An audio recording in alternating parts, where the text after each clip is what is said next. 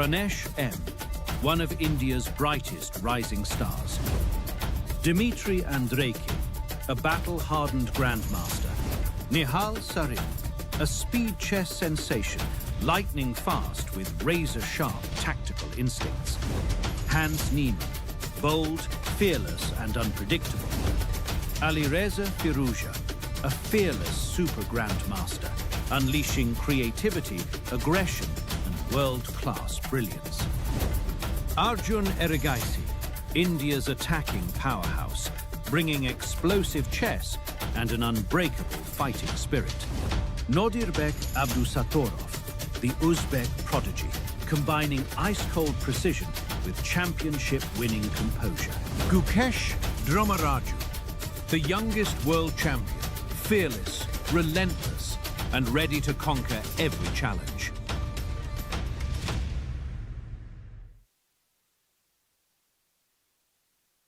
Chennai Grandmasters, we are in the end zone now, and soon we're going to have another champion rise to the occasion and take home the coveted prize. With me, I have my co-host and good friend Sahaj Grover. Sahaj, welcome back. Day 6.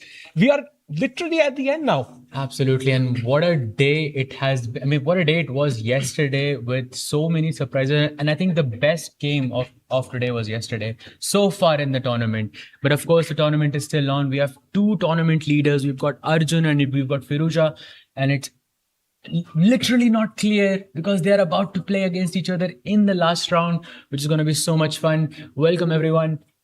It's going to be a lot of fun. It's going to be really exciting because this is a career-changing tournament. We saw it with Gukesh, who won this event in its initial edition and became the world champion. Then we saw, of course, Vincent Keimer winning the last edition and enter the world top 5. So it's changed lives. And let's see whose lives will this tournament change this time. So it's time to have the standings. Let's have a look who's on top. And there it is. It is Arjun Erigaisi with the epic comeback against the world champion yesterday, moving to the top of the table, joining the tournament leader Alireza Firouzja. Both the names starting with A. Sahaj. I'm seeing a pattern.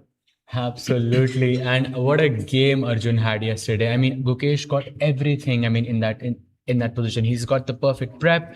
But Arjun fought back, played fast, and in those crunch moments managed to get, the better of the world champion there. And you can see Gukesh right now is at the bottom of the leaderboard. Oof. It hasn't been the best event for him, but today he goes up against, if we can have the pairings, he goes up against Pranesh. So the local boy with the black pieces. Sahil bhai, what are your predictions? Well, here, half the field is the local boy, Sahaj. That's how strong Chennai is at chess, of course. And we have a lot of stories to share with you. But there, first of all, the pairings. I just ran into Hans in the lift. He looked very, very serious indeed. He's maybe not fully satisfied with his performance, of course. But he's playing Dmitry Andreikin with the white pieces. He would love to get his first win. Then, of course, we have Nodirbek versus Firouzja. What a clash that is. If Nodirbek can win on demand today, he could join the tournament leaders and simultaneously also remove Firouzja from the lead. That's such a great point because Nodirbek is only half a point behind Alireza and Arjun, and fact that he's playing against Alireza, that too with the white pieces, puts him at the contention for the first place. And then we have the all-Indian clash up between Arjun Erigaisi and Nihal Sarin. And I mean, enough said. This match is gonna be so exciting to watch. I mean, they are such good friends. Both of them are just amazing, online players. And I think they probably have around 1,000 bullet games between each other already. 1,000 this year, Sahaj, I feel. And of course, Arjun having momentum on his side now after that incredible win over Gukesh, the world champion. He's going to be looking towards winning his first big super tournament, that too right in India. So Nihal Sarin, after that loss yesterday, will be under pressure. He did not even play pickleball yesterday, Sahaj. Yes, I mean, of course, because yesterday he did not have the best game. I mean, it felt like Nodirbek just got a really good position out of the opening, and it was -2 after like move 12 or something. That too with the white pieces. That's definitely not ideal for Nihal there. So hoping he can make a comeback, but he is playing against someone who perhaps is the most well-prepared guy in the world right now. Agreed, and Arjun will have momentum on his side now. Meanwhile, the final pairing of the world champion, of course, Pranesh versus Gukesh. I mean, I really want to enter Gukesh's mind and understand what he's going through. It must not be nice. You know, the thought process, you're doubting yourself sometimes. He was completely winning Sahaj yesterday. One different move, again, similar to how he lost in, I think round 2 it was against Firuzja. It feels like a bit of luck going his way could have completely changed the tournament. He could have been a +1 score. Now he's on a -2 score here. Exactly. So, I mean, it's definitely not nice. And considering that Gukesh has been playing so well, I think, in this tournament, when it comes to the actual chess, it always comes down to those crunch moments. Against Firuza, that h6 instead of h5 would have sealed the deal. Against Arjun, it was a +3 position. Yes, it was not clear how he could win that, but +3 is +3 at the end of the day. It's basically equates to an extra piece. And it's just sad, I think, at the end of the day. And of course, we discussed this yesterday. This tournament could be the audition for the board order of the Indian Olympiad team as well. All the 5 players, in fact, very, very strong. So let's see how Gukesh finishes off. Can he finish off in style with a couple of wins and gain his mojo and confidence back before the Olympiad? Or will he struggle against Pranesh, who's objectively the lowest seed here? But Gukesh, the black pieces, he might go on a till Sahaj. Golden opportunity for Pranesh to get his first win against a world champion. He is the lowest seed of the event, but at the same time, he's the youngest as well. Yeah. And I've been saying it, Pranesh is so massively underrated. I feel like he's about to pull off an upset. We haven't seen it yet. It could be today. But, it will be very sad for the world champion, but we will see how the match progresses. Of course, the opening matters a lot. I think Pranesh has been playing more or less quite safe in this tournament, trying to keep up with the elites of the world. Of course, this is one of his first times playing against the elites. So, you want to go toe-to-toe with them. So he's more or less a bit safe. But this is the last 2 rounds. This is where you want to strike. And looking at Gukesh, considering how the match went yesterday, he would not be in the best, let's say, mental space there. So Pranesh, it's a golden opportunity for him to strike. And for Gukesh, I think also he has to strike today. So I'm predicting a result in this match regardless. Yeah, I agree with you. And also I think Arjun, let's not forget, always lands up in these occasions. Hard to find a tournament where Arjun is not in contention, in the last 1 or 2 rounds. But at the end, he's known to falter. The last time, I think last time, he was leading the event half a point ahead of Arvind Chidambaram, then loses that match in the final round, and then Arvind wins and his life changes. So as you mentioned, this is a life-changing event for majority of players who won this. And now let's see, can Arjun finally finish off in style? Can Firuzja maintain his finish off his style? Or will you see an epic comeback by Nodirbek Abdusattarov? So we will have a leader, a new winner at the Chennai Grandmasters, and either way, it's going to be historic. Agreed. And I think if for both of these players, for Nodirbek versus Firuza, and of course for Arjun versus Nihal, both of them have extremely strong opponents in front of them.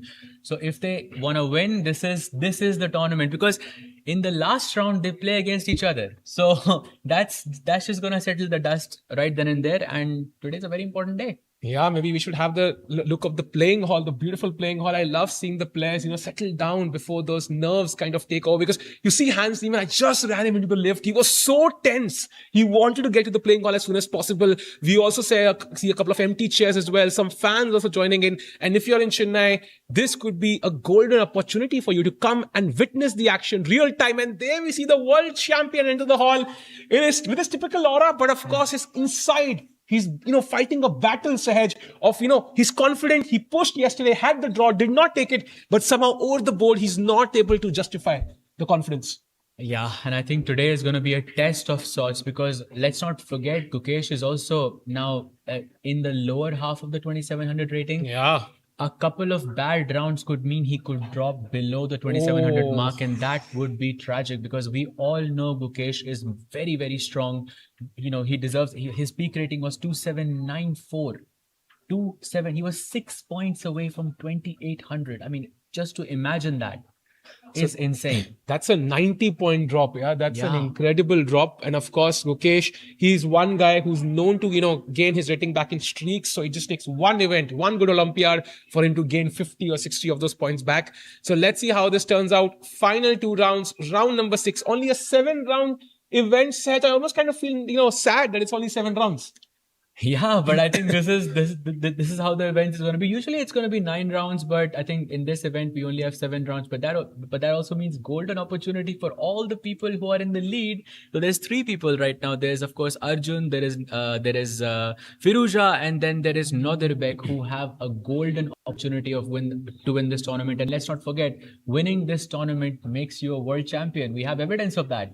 And we're going to have the ceremonial move on Pranesh versus Gukesh's board. You can see both the players kind of smiling there. And we have Narendra Kumar along with WGM Aarti who are going to make the opening moves. Which move do you think they'll make? I think they're gonna go for one E4. We saw H3, we saw A3, we saw C4. Many different options there, but I'm gonna predict a humble one E4. Oh, Pranesh actually tells him this is what I'm planning to play against the world champion. So let's have it on the board. And there it is. We see E4 being played out.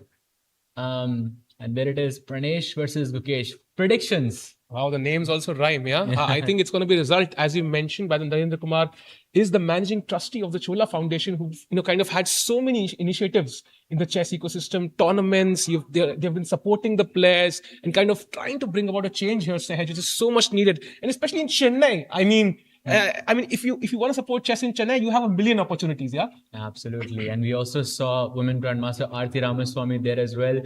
I have known Aarti ji for such a long time. It's so nice to see her, at the board making the ceremonial move. I think we'll have liftoff very, very soon.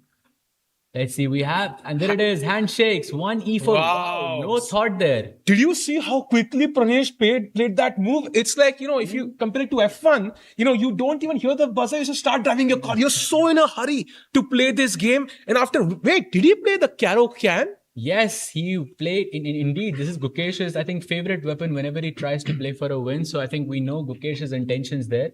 We have the advanced variation and he goes for Bishop F5.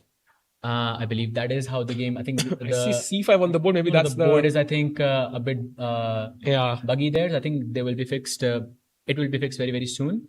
But it is indeed Caro Khan with E5 and Bishop F5, and if we can have that on the board, I think that would be amazing. But it's crazy that even the board can't believe Gukesh played Caro Khan. So and I see a lot of levies openings in this tournament. Yeah, I mean the players kind of taking inspiration from the biggest YouTuber on the planet.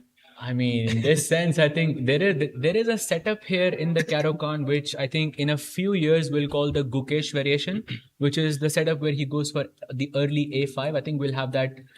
Maybe he's going to go for a similar setup because he has won a lot of games with that setup earlier before. So I think E5, Bishop F5 was played, and after that, I think Pranesh is thinking. I see the knight.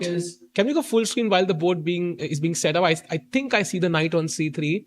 If I'm not mistaken, but would love to confirm that with the help of the camera. I see just knight D7 played by Gukesh. Yep. No, knight's on B3. I think knight D2 is what he played, is my guess.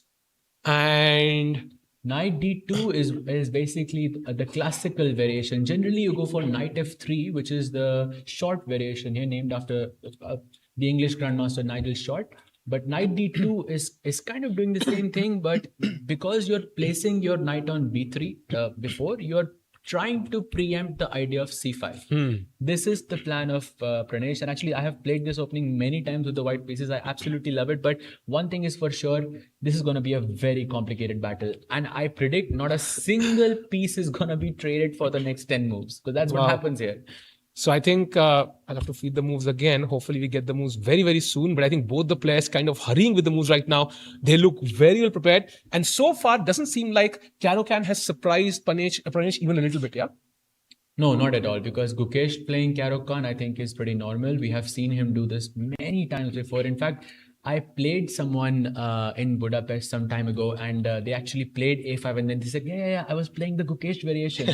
So I think it is very well known that this is Gukesh's setup. I think he's going to go for A5 soon. I see H4 on the board, if I'm not mistaken. What? Yeah. Okay, so that's a surprise from Pranesh there, and I think Gukesh already in deep thought. By the way, the idea of H4 is to play G4 and to try and trap the bishop. By the way, we're going to have the live board set up very, very soon. That's amazing. So knight b3 was played as well. And I think after that, black has gone for knight d7, I believe. And now he has played h4. So the immediate idea here is to play g4 and to trap that bishop on f5.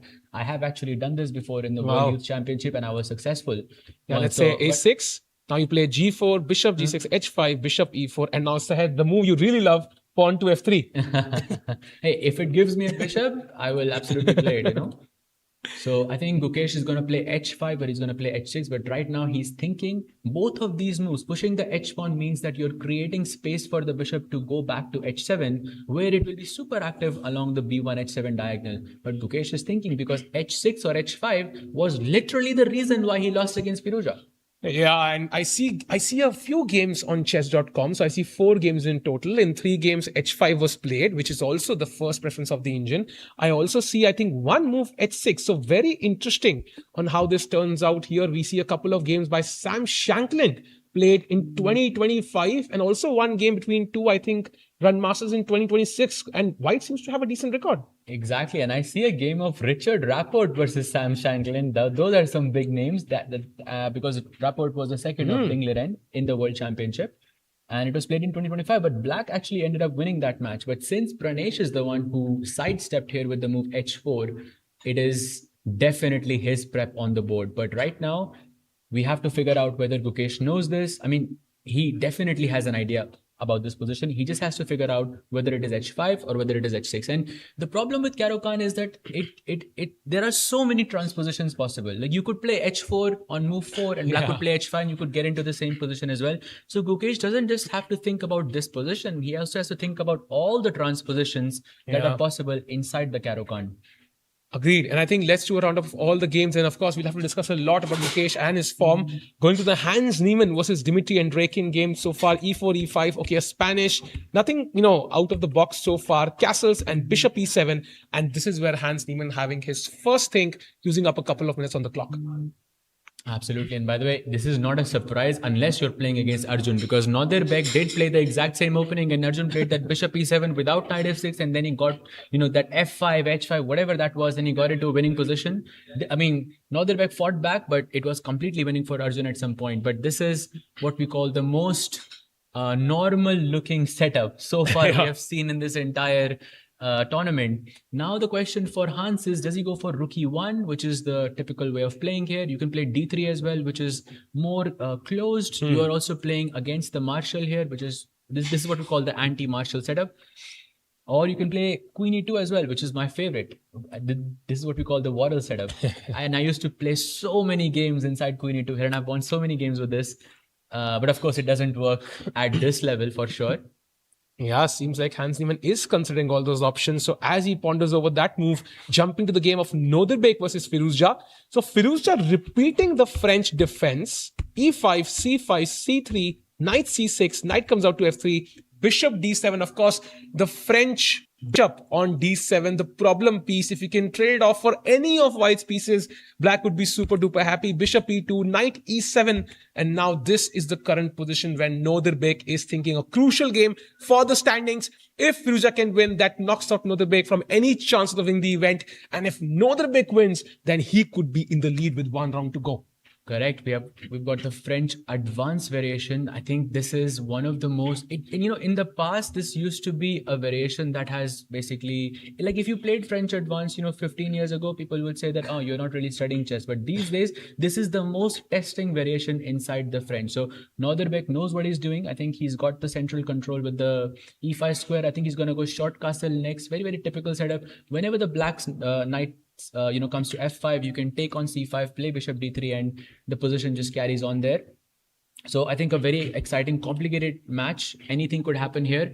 Let's take a quick eye to Arjun versus Nihal, because we've got what I don't think I've seen this opening played out ever at this level. This is what we call the Chebanenko Slav with a6. And look at Arjun's next move. I mean, you could think of any move here and you cannot. There is no way that anyone can guess what Arjun's next move here is. You could think of any move here. You could think of e3, g3. You could think of queen c2. But what Arjun played is very Arjun-like. And I am still thinking, what is the idea behind this move? Because it does not make sense to me. Sahil bhai, please reveal it. Agreed. I would love to also give Chad the opportunity to figure out the move here, maybe 10 seconds, because it absolutely doesn't make sense. I do agree with you, because White has so much stuff he can do. Yeah. What was the answer? Yes, h3. Exactly. h3. What? Because I mean, I could develop the bishop. I could prepare castling. I could take on d5. I have a million things what I could do, Sahaj. So what is h3 about? I at first I think the idea is if he plays bishop f4, the bishop has that hiding spot on h2. Second thought is that he's avoiding bishop g4. But my third thought is this is Arjun. He wants to play g4 himself.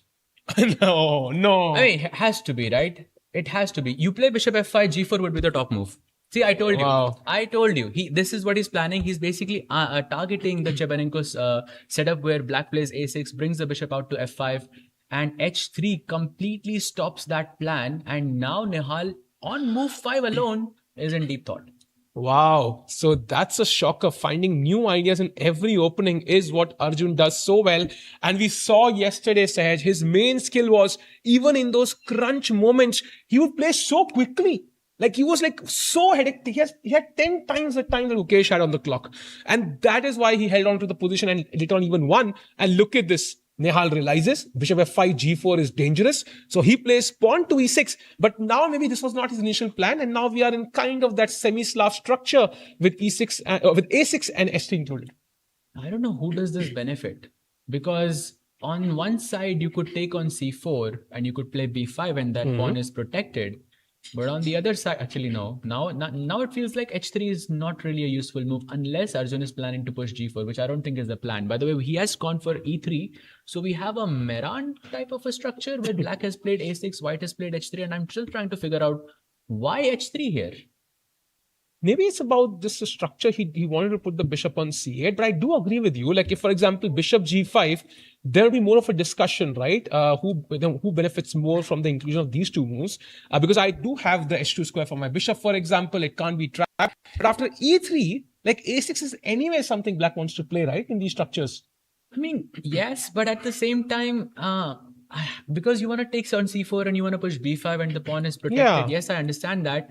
But it looks like the Meran, but it feels like with a6 and h3, there are some nuances, some very deep nuances that are going to be revealed, in just a few moves. I see that Vincent Keimer has played this position quite a few times, two that I can think of.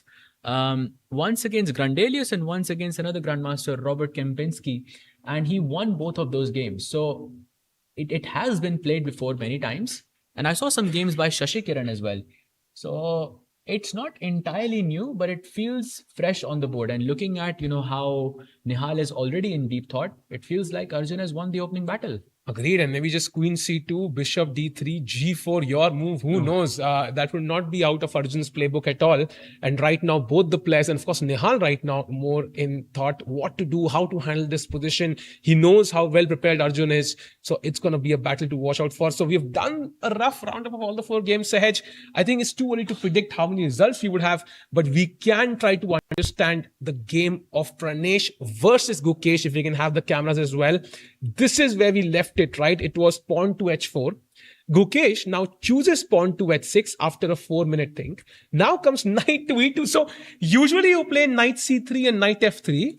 But here you have knight d2, knight b3, and now knight e2 and knight g3. So the knight's finding, new homes here on the chessboard. The same can be said for Gukesh as well. Because he, instead of going knight f6, knight c6, which is the normal way to develop the knights, he's going knight e7, knight d7. Of course, for Gukesh, this was not really a choice because he went for the Caro-Kann. This is normal in this. He's retreated the bishop back to h7. And now maybe bishop e3 was played, yeah? So still Pranesh's prep, and I'm guessing there are no games in this position. Yeah, that's very likely. No games in this position. So already we are in some novelty. And my only question is, Sahaj, because black has less space, doesn't this structure allow a bunch of exchanges? For example, if I play knight to f5 now, because my bishop is attacked, I don't want you to take on g3. I'm kind of forced to take, which exchanges one piece. And next, I kind of have to play bishop d3 at the right moment as well. So I'm kind of exchanging a bunch of pieces. Black still has his good bishop, and maybe this is too simple for Pranesh to push here. I think the bishop on f5 is pretty good as well. I mean, bishop on e7, yes, in terms of the pawn structure, those dark squares look like they could, you could have some control over them. But that bishop on f8 looks a bit restricted to me. So if you do play bishop d3, black goes bishop takes d3, most likely. You will go queen takes d3. And now look at the dominance of the queen along that diagonal, the b1 h7 diagonal. And you can forget about castling on the king side here, because if you go bishop e7 and short castle, good luck. There is g4, h5, g5, and that looks extremely scary. And let's not forget, whenever there is a flank attack on the board, you are supposed to break the center. And this is why Pranesh's knight is on b3, because you cannot play c5 anymore. Yeah, I think c5 is the move. You have to somehow manage and play. Maybe the e5 pawn being loose kind of would make it possible tactically, but it has to be calculated well. And that's what Gukesh is doing right now. An important game for the world champion Sahaj, for not only this event, for his, chances to retain the title. Right now, Sindaro, of course, has had a magical year, just like Gukesh had in 2024. So your thoughts on Gukesh's form and what he must be thinking right now? I think form-wise, he's good. I think he was just unlucky yesterday. I mean, yesterday, maybe it was a bit of, he was in a winning position, and then there were two repetitions. The first repetition he declined, which kind of made sense. But the second repetition, which he declined, I think that's where the mistake happened. He could have accepted that because he was dealing with time pressure there. So the two losses that Gukesh was handed, both happened because of time pressure. So I think managing his time well would be the first thing in my list. So if that is done, I think overall he's playing much, much better. I don't really think there is a big problem here, but let's see what's going to happen. Gukesh in deep thought already, and there is a 10-minute difference. Indeed, and I think I agree with you. The time management definitely can be improved. And also, of course, in the last two Olympiads, Gukesh played on board one Sahaj and had a performance which few people in the world can ever replicate for the years to come, decades to come. So that's going to be a tough choice for the Indian coach, right? Who to put on board one. Gukesh has a good chance to get a couple of wins under his belt and prove that he belongs on board one. So let's see how that turns out. Right now, bishop e3, black is still thinking. I think knight f5 is a candidate move. I really don't see any other ideas here. I mean, I could prepare c5 in some way, but the best way to prepare c5 would be to open the bishop anyways, right? Exactly. But after c5, I can just go knight takes c5. And I think you're losing a pawn there. Takes, and if you go knight c6, maybe I can defend the pawn somehow with f4, or can I play c3 as well? Yeah, this looks... c3, if you take bishop b5 check, queen f4 looks extremely dangerous. Yeah, this looks scary. And now queen f4 as well. Yeah. So maybe it has to be dangerous. Yeah, maybe a bit too early to play c5. So let's see how Gukesh plays. Knight f5 seems to be the automatic move in this position, opening up the bishop, exchanging that awkward knight on e7. You say that knight f5 is possible, but I'm going to remind you of the Gukesh variation, where he has, in the normal variation where you go knight f3 and you go into the main line of the Caro-Kann, Gukesh created this setup. Not really create, but he pioneered it. Like in some way, he played it at the top level. And that move is a5 here. Oh, wow. So that move is still good. So it would be kind of similar to playing the Gukesh variation inside the Caro-Kann. And if white goes a4, you play something like queen c7 and you keep all the pieces on the board. You keep the tension on the board. So no more trades are possible. Yeah, I think whenever you see the knight on g3 and b3, automatically h5, h4 and a5, a4 become like a very logical move, because they first of all kick the knight away and also gain a lot of valuable space, of course. But once you do play a5 and after a4, then c5 will have to be even, calculated better, because then you could potentially give the b5 square away forever. So that's a great point. Gukesh has a tough choice to make, and he is thinking about this right now. But and I think from Pranesh's perspective, I think this is such a simple setup to play, because all he has to do, let's say if black plays a5, you go a4. Now, whatever you do, I'm going to, except for knight f5, because then I have to take on f5. Let's say whatever you play, I'm going to play f4 next. Then I'm going to play bishop d3 next. Basically, what I'm saying is, you play knight f5, I'm just going to take the knight, then I'm going to push g4, I'm going to push h5, and I'm just going to attack on the king side. And I'm going to ask the question, where are you castling? Yeah, because you can't castle on the long side. You just played a5. You can't castle on the short side. Hello, I have the g4, h5. It looks like the attack is way too strong in this position. So I think a difficult position for the world champion already.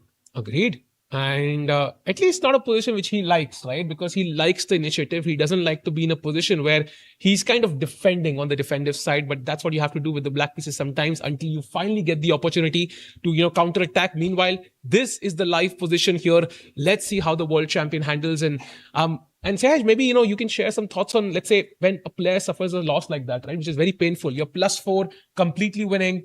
You know how much that game means to you. You end up blundering, losing the game. And we saw a reel also somewhere on social media where, he's not happy. The lift door closes and he's kind of sad there. So what do you make of, what's going on in Gukesh's mind yesterday and today? I think whenever you go through a loss like that, it's important to stop the bleeding because, of course, it's a new day, but you are still thinking those thoughts carry on until the tournament is going to go on. That those thoughts are going to be with him. So it's important to stop the bleeding, which usually means to play safe and to try to make a quick draw and that's it. Because you don't want the tournament to become worse for yourself because you're not playing in with the right mindset. But with that being said, I think we know Gukesh is, always likes to push for the win. This is why he became the world champion. So it's a bit of a difficult situation overall. But I think it's very important to stop the bleeding.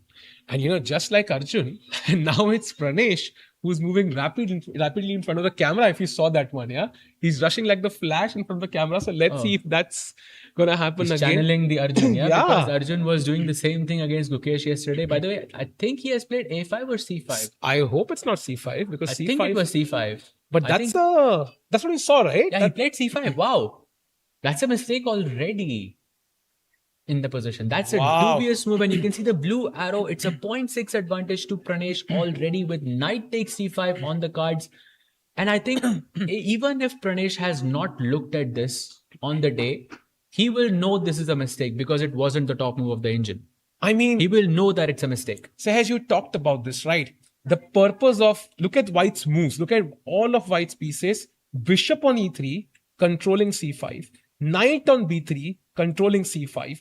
Pawn on D4, controlling C5. So White has basically set up his entire army, a majority of it, just to stop C5.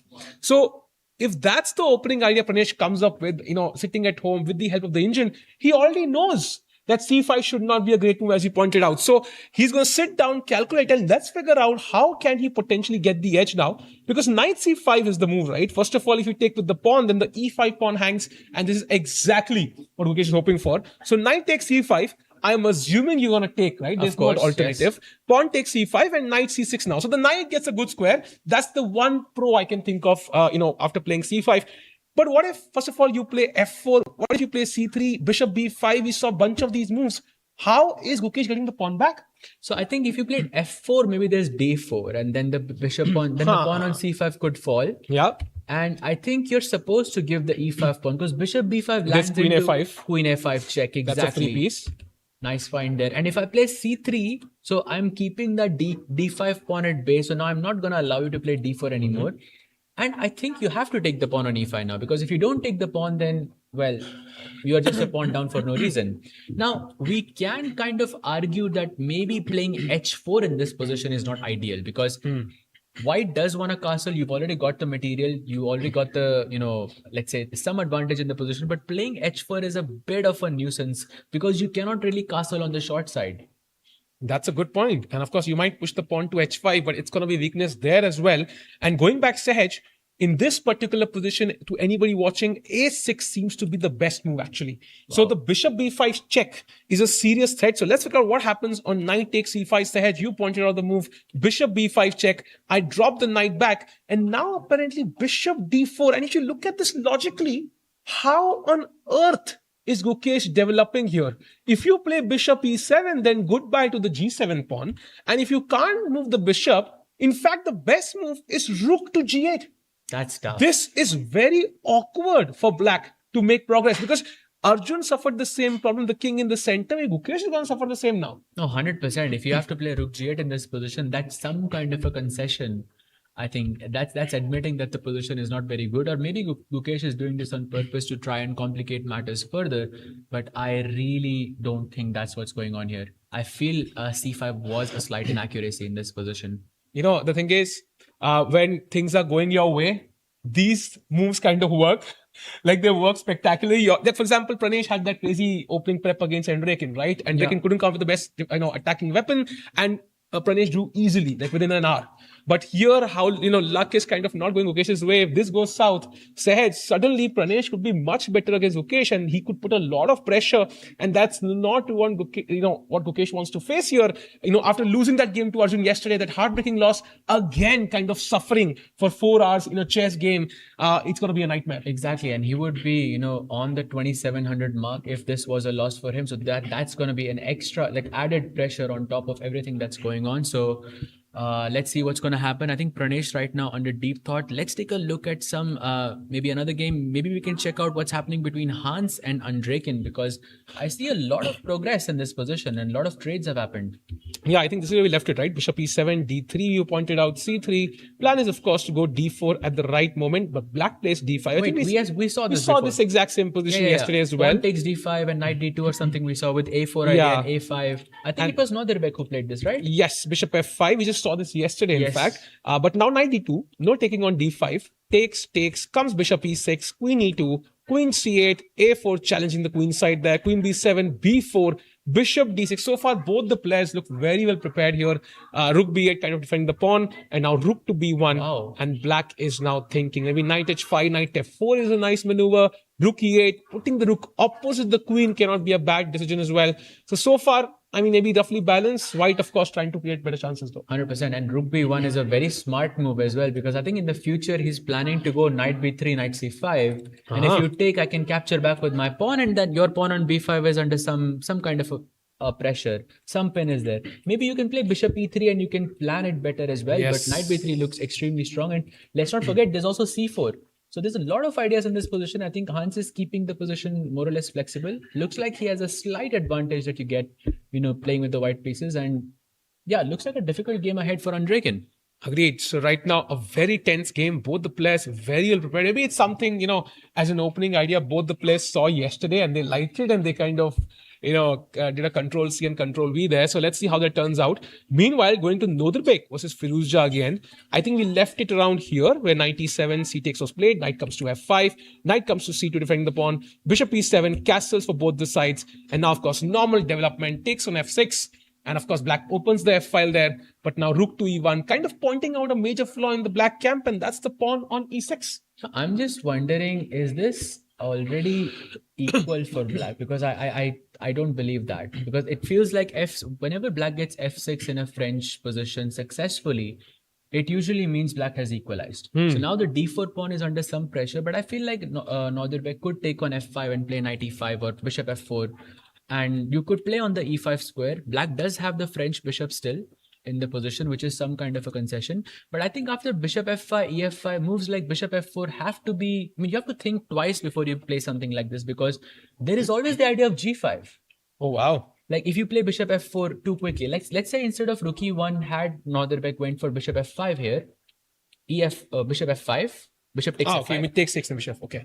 So ef5, bishop f4, and this idea is like g5 here, I think, which could be very risky, because you could play f4, g4, put some pressure on the d4 pawn, and where is that bishop on f4 going? Agreed, and it's not a typical attack, right? The centers are kind of open. Even then, black kind of plays g5, so quite an interesting concept there. And going back right now, rook e1 has been played, Sahaj, and it seems like queen b6, for example, putting a lot of pressure on that d4 pawn, is kind of highlighting a problem from white as well. Both the pawns are actually weak, and we kind of almost in every French game diss this bishop every single time.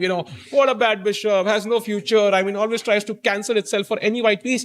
But it does a great defensive job of defending that pawn on e6, while this pawn is not as easy to defend. 100%. When we say cattle and bishop, we mean it as a good thing. When you say Caro-Kann bishop, it's a good thing. It's only the French bishop that's considered to be bad. But as you can see, the bishop on d7 is kind of blocked by its own, forces there.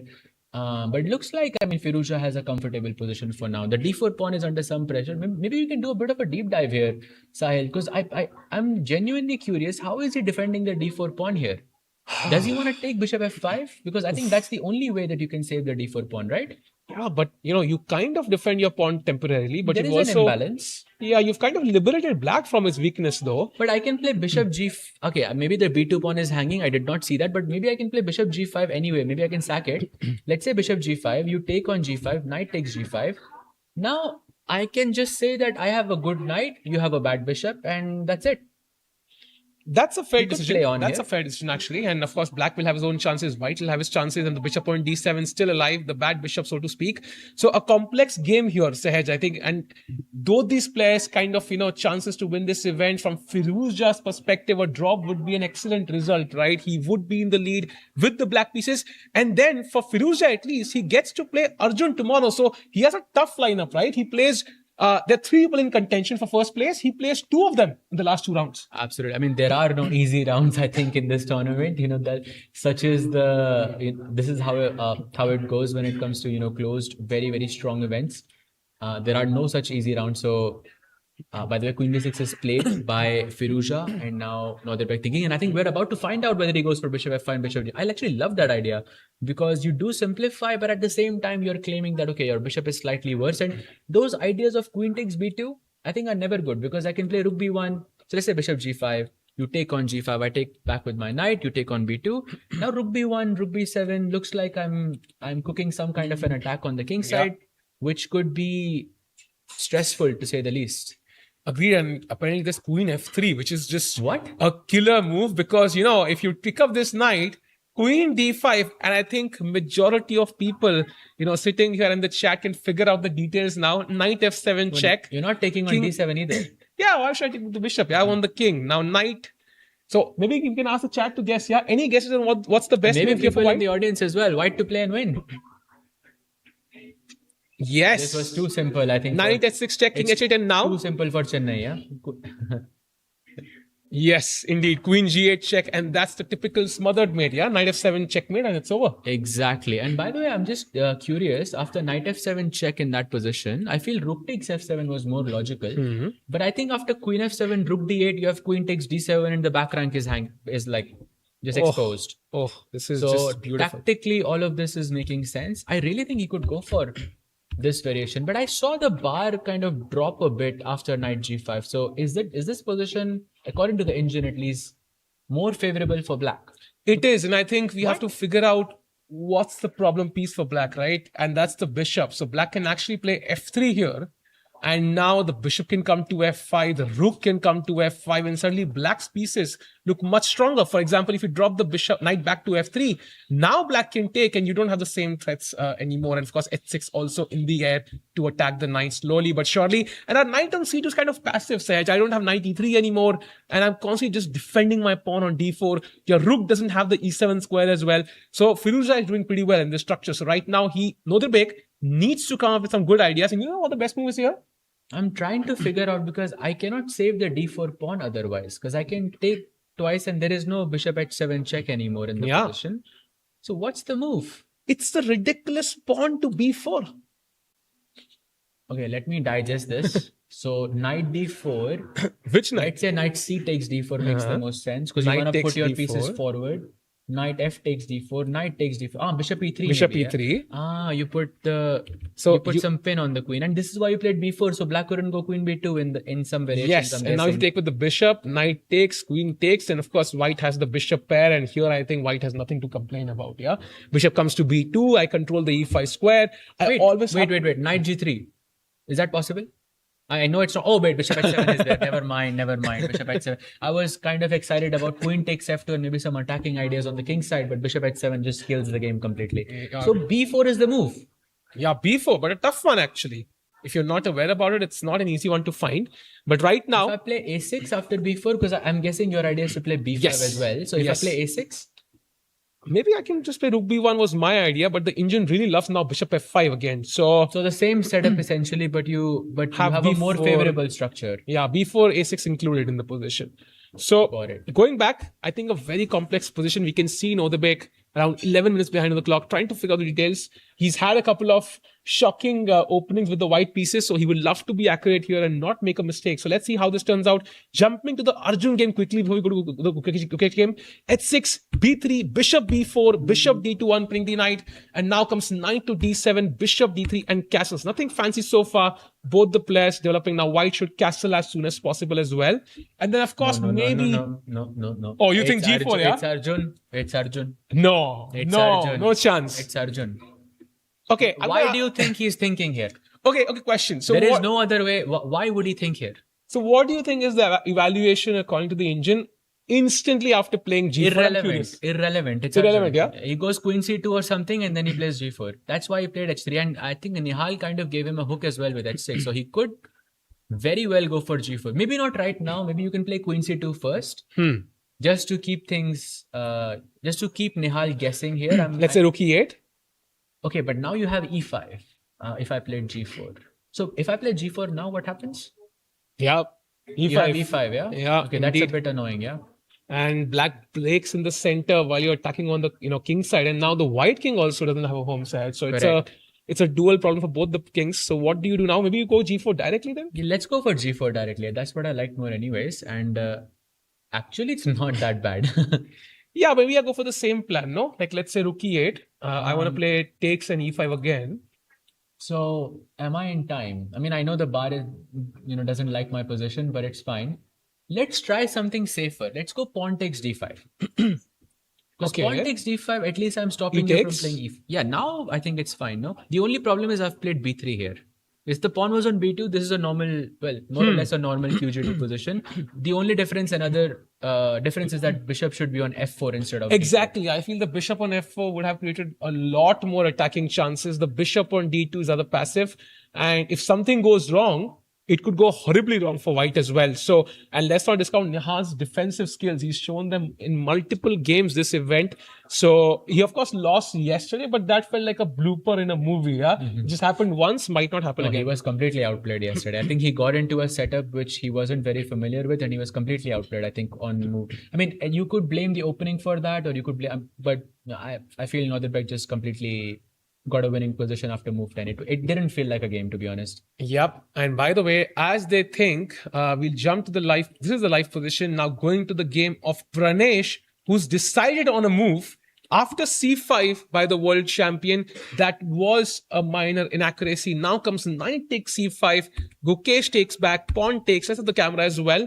And now knight to c6. And this is where white needs to find c3 Sahaj. Otherwise, your move d4 and black chops off the pawn and then is absolutely fine. How easy or difficult it is, for white to find c3 in this position? It's a very typical idea, I think, inside the Caro-Kann advance. Not just in this setup, you play c3 all the time. Whenever black plays c5, you take the pawn, black plays knight c6. Generally, you have a knight on d7 as well, which complicates things, I think, a bit more. So just by, remembering those structures, those patterns, I think Pranesh should be able to figure it out. If not, then I think he can also use process of elimination.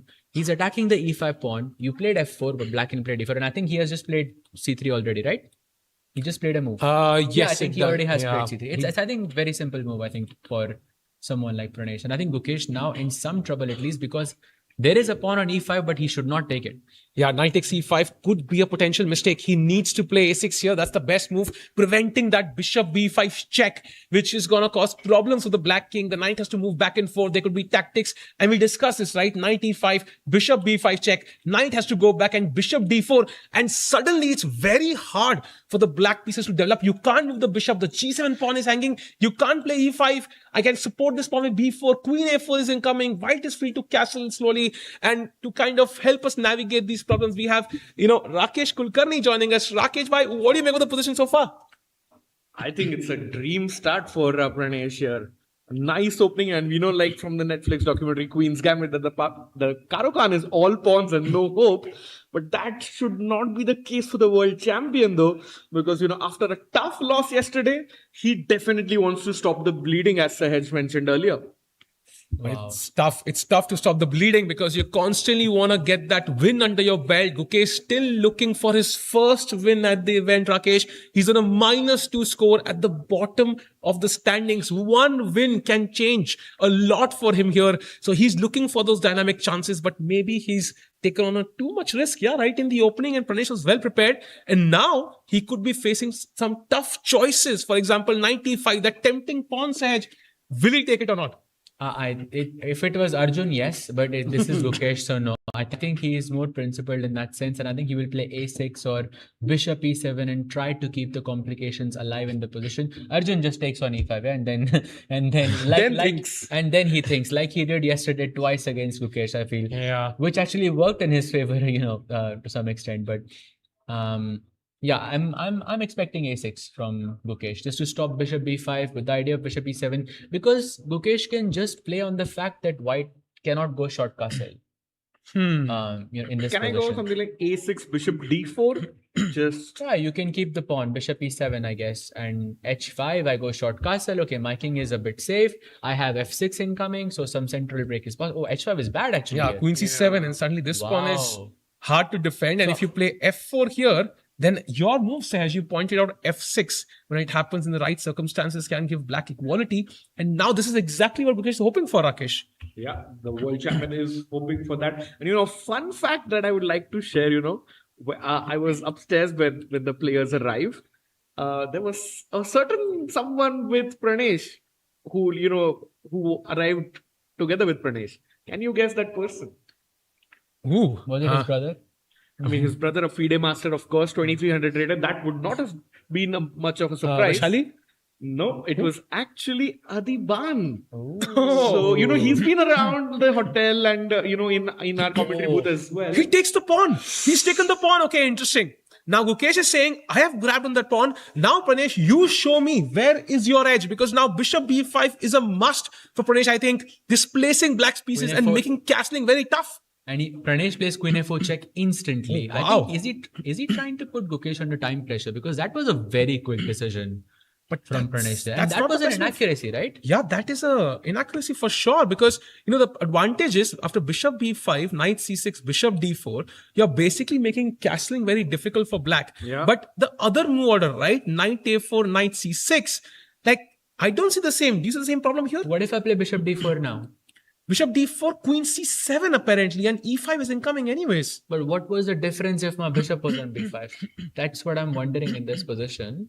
Let's try the same. So let's say I play bishop b5, knight c6, knight c6, bishop d4, queen c7, and here apparently maybe I have castles. What? E5, bishop takes e5. Oh, nice. Bishop takes e5 is very nice, yeah. But so now the question becomes, after queen f4 check, knight c6, bishop d4, queen c7, can I go long castle? The bishop was developed and I could But castle look now. at this. That's actually very cool. If I go long castle and you play e5, I cannot go bishop e5 because after queen e5, there's no rook e1. Exactly. The That bishop is so deep, actually. by the way, you can play this like bishop b5. It's not like a piece down technically for No, white. this is a piece down. This is a piece down. But 100%. it's much better than the queen sacrifice No, we were if you discussing. sack a piece and you don't see compensation immediately, like it's very unlikely it will happen. Of course, not bishop e7. He'll go rook c8 Rook or e1. queen c7 is very nice. Queen g4. Maybe, yeah. There is some initiative, yeah? I see some inspired play coming from you, Tikko, here. Wow. Very nice. Wow, thank you. Love you. it. But, I'm not sure Gukesh wants this play. He wants something more stable, Rakesh, like a stable edge right now. Yeah. And he's gobbled on the central pawn. So long term, he could have his own chances, right? For example, these pawns could move forward. Once he's castled, he has some potential in the position. But in the short term, he has to make some tough choices. For sure. And, it's an open secret now that, Gukesh is struggling a little bit, especially in those time pressure scenarios. So Pranesh tries to play fast with queen a4 check. Sahaj, is that a good strategy from Pranesh? I think only time will tell. No pun intended. So queen a4 check. I think we know knight c6 is pretty much forced, or knight d7 also is interesting. But okay, that feels a bit passive. I would not consider that until I can prove knight c6 is bad. So knight c6, do I have bishop a6? Oh, wow. That's a very nice tactic usually, because if black can take, you pick up the c6 knight, and if you bring the queen, then the rook also falls. But maybe here the problem is that black can just play queen c7, and then he defends the pawn, defends the knight. But a very nice tactic. Bishop f4? Oh, bishop f4, e5. Yeah, I know the bar is Just in time, I'm just yeah? ignoring the bar completely. Just in time, I think. So if I take on e5, This queen, check. and then king, I move, and then I have rook e1 threat. Maybe? Wow. I mean, I know it's you inspired me to do this. Yeah. Maybe the blame wrong you for direction this. I blame you for this. I was gonna have a peaceful commentary day. Now you created some peace sacrifices, and now it's on. Okay, I think that I think does that's not mean working. Yeah, in that this the game position. is a lot more complicated than we thought initially. There are, a patterns for both the sides here. So let's see how Gukesh handles this. By the way, a decision by Northern. He has taken that knight on f5. So that prediction with bishop g5, I think might happen on the board because it makes sense, right? If you play bishop g5, you do have an imbalance on the board, which is knight versus bishop. And that bishop is on d7. I mean, it's currently a bad bishop. Well, but you did say you can play f4 and try to activate this. Agreed. So another complex Bishop position. f4. Bishop f4 also looks logical. So would be nice to have Noderbek and Firuza's camera there. So Yeah. we can see their reactions. So let's see what happens after bishop f4.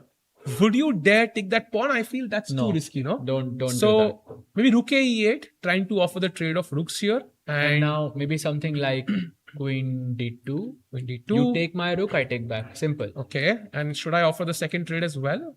Oh, wait, I mean, the b2? more you trade, now you can take on Now you b2 can because take I on don't have b2. rook b1. Yeah.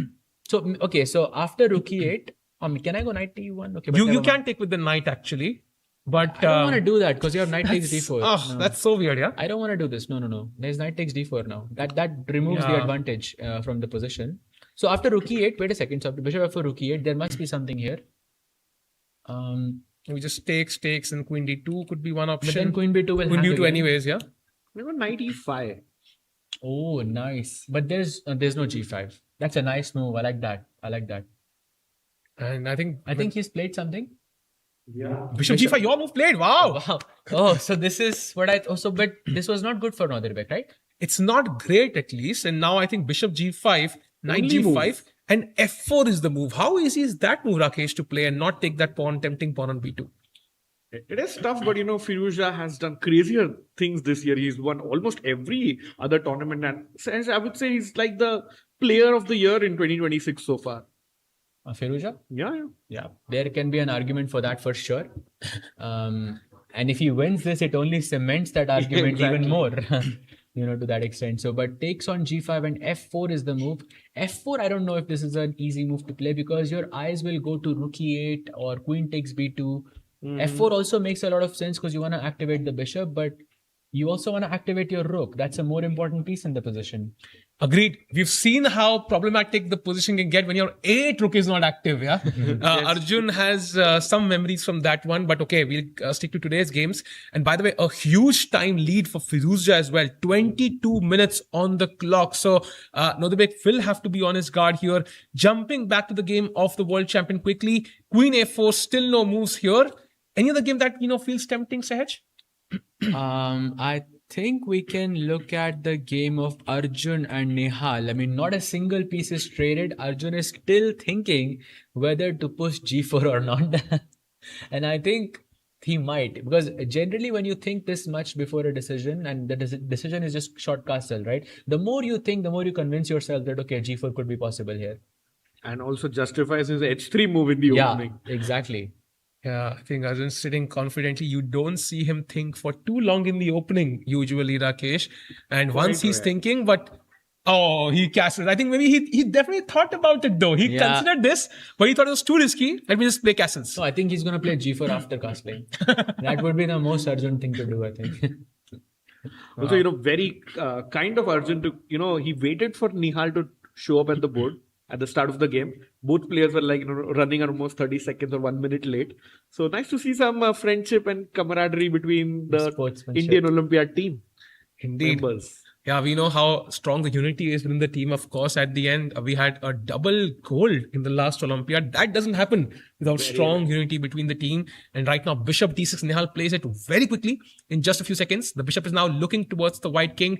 And of course, long term, the plan is to take on c4 and then play this pawn break, important pawn break e5. That would bring the knight into the game. The bishop would open up and suddenly black has roughly equalized the edge.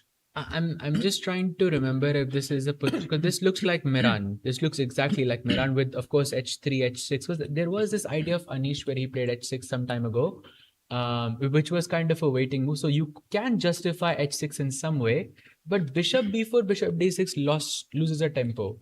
Now, I think that is possible in some variations because your bishop on d2 is a bit misplaced. Generally, you would want to play bishop b2 here. And then e4 becomes a very nice move because you open up that a1, h8 diagonal. But since now the bishop is on d2, it's a bit misplaced here. But I really like this position for Arjun. I don't know. I feel this is already a very good advantage because you can play e4 at the right moment. And why not now? Is my question. Because Oh, if really? you You can if do you it now? wait, let's say I play a move like Rook C1, right? Black will, I think, at some point just play E5 himself. But that's usually not a good thing for black because you can take everything and the IQP will be there. No, I'll take and then play E5. But why can't okay, you play that E5 makes and sense. E4 instantly? Is there something wrong with this? Because it looks tempting. I do open my bishop now. Suddenly the bishop is smiling. If you take, I take with my knight. Now I attack the bishop as well, which you have to move again likely. I mean, it looks like a decent move. So I'm not sure if E4 is instantly possible. So knight takes e4. I think let's do a bit of a deep dive here because there's a lot of simplification happening here, a lot of trades happening. So takes everything, knight f6, I guess. Knight f6, but Bishop. okay. Let's put it to c2 now, not on d3, just because it's different and you might play queen d3 at the right moment. Look at that bar, Sahaj. Oh, I didn't even see it. Wow. Completely rising. Can I play why is it so much better? So Can I play c5? Yeah, I think here knight f6 is maybe an But why? inaccuracy. Maybe because you are, avoiding c5 and e5 breaks, right? Because black needs to challenge the d4 pawn. That's why e5 here apparently is the best move. Oh, Challenging wow. instantly. I don't think that is natural here. Because I think that the natural thing is to play c5 after you take on e4. Generally, you go dc4 and e5 and Yes. de4 and c5. Yes. That's how you play, I think. Yes. At least as far as I know. Playing e5 maybe is not the most natural thing here. Also a possibility. I mean, if you play d5, I get the c5 square. So options here, I think, for black, but e4 would be kind of forcing matters instantly. Will Arjun play it? He's considering it right now. And Rakesh, I think this is an important match as well, right? If Arjun wins, while, Firuzja and let's say another big draw, he could be in sole lead with one round to go.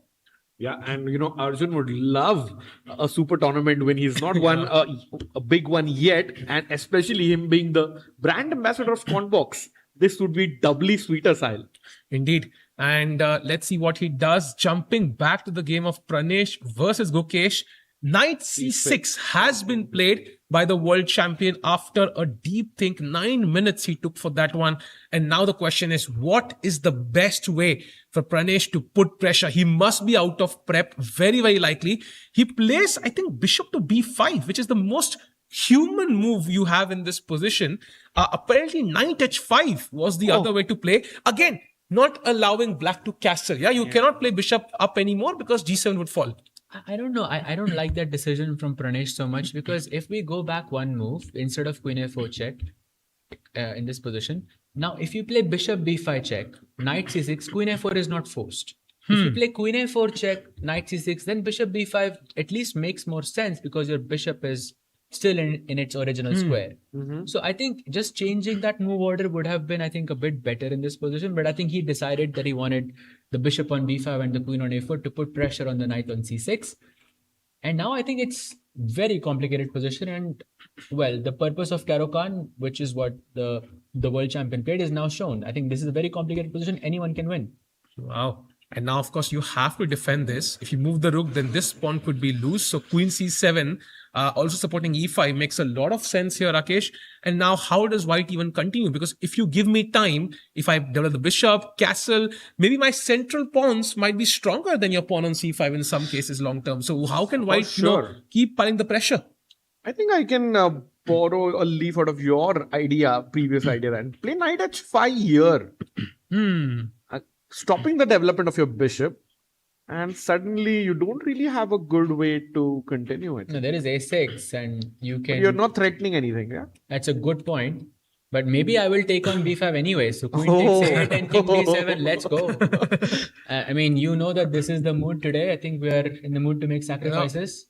I had a peek at the engine, and here after castles, you know what the move for black is? It's queenside castles. No. I want to go ab5. I'm convinced. Nobody had to convince me. So Sahaj goes from a queen sack to a rook sack. I think that's we can get behind that. We can get behind that one. Yeah, I like that more at least. Okay, no, never mind. I really don't like the bar sometimes. Yeah, the engines have really spoiled us now. By the way, in the Northern game, he has played f4. So I think the position is now... Wow. This was the move we were talking about. That was the problem behind this whole bishop g5 idea. Ooh. So does that mean Firuzja has equalized? Because I think the knight on g5 still looks very dangerous to me. And I like the idea of queen f3. What do you have Saj. after queen f3? Don't think about, not just it's equalized. Maybe he seems slightly better, I would say. No, but that's normal, I think. That's been happening in Northern games. He gets into a worse position and then he fights back and then he somehow wins, yeah? Also, I think, for example, queen f3 is a nice move, threatening the same smothered mate. Rook f5, knight e6 is forced, takes, and even after queen b2, right? So black winning a pawn. 4 also is there. Yeah, I think even after black winning pawn, like the position is roughly equal. That tells you white has some venom in this position. The f pawn has been pushed, and as you constantly mentioned, Sahaj, I think that does open the black king. So here also the game is roughly balanced after, let's say, queen to d3, defending the knight, which in turn defends the rook, and black will still have to be careful. So Nodebek will have his chances. So I think Noderbek fans, and shout out to his brother as well here in the fan zone. I think they should not be worried. So Absolutely. Looks like there's a decent attack though in the position. But can I go queen, not f3, but can I go queen h5? Oh, okay. That's a nice threat to have in the position.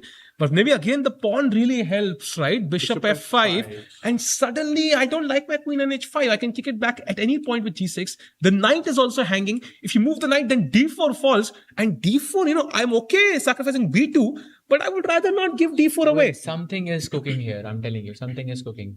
There is some crazy idea in this position, like rook e6. what? I don't know, like something. I'm just throwing out ideas in the air. It's Levy day today, I think. But something is cooking here. It's time.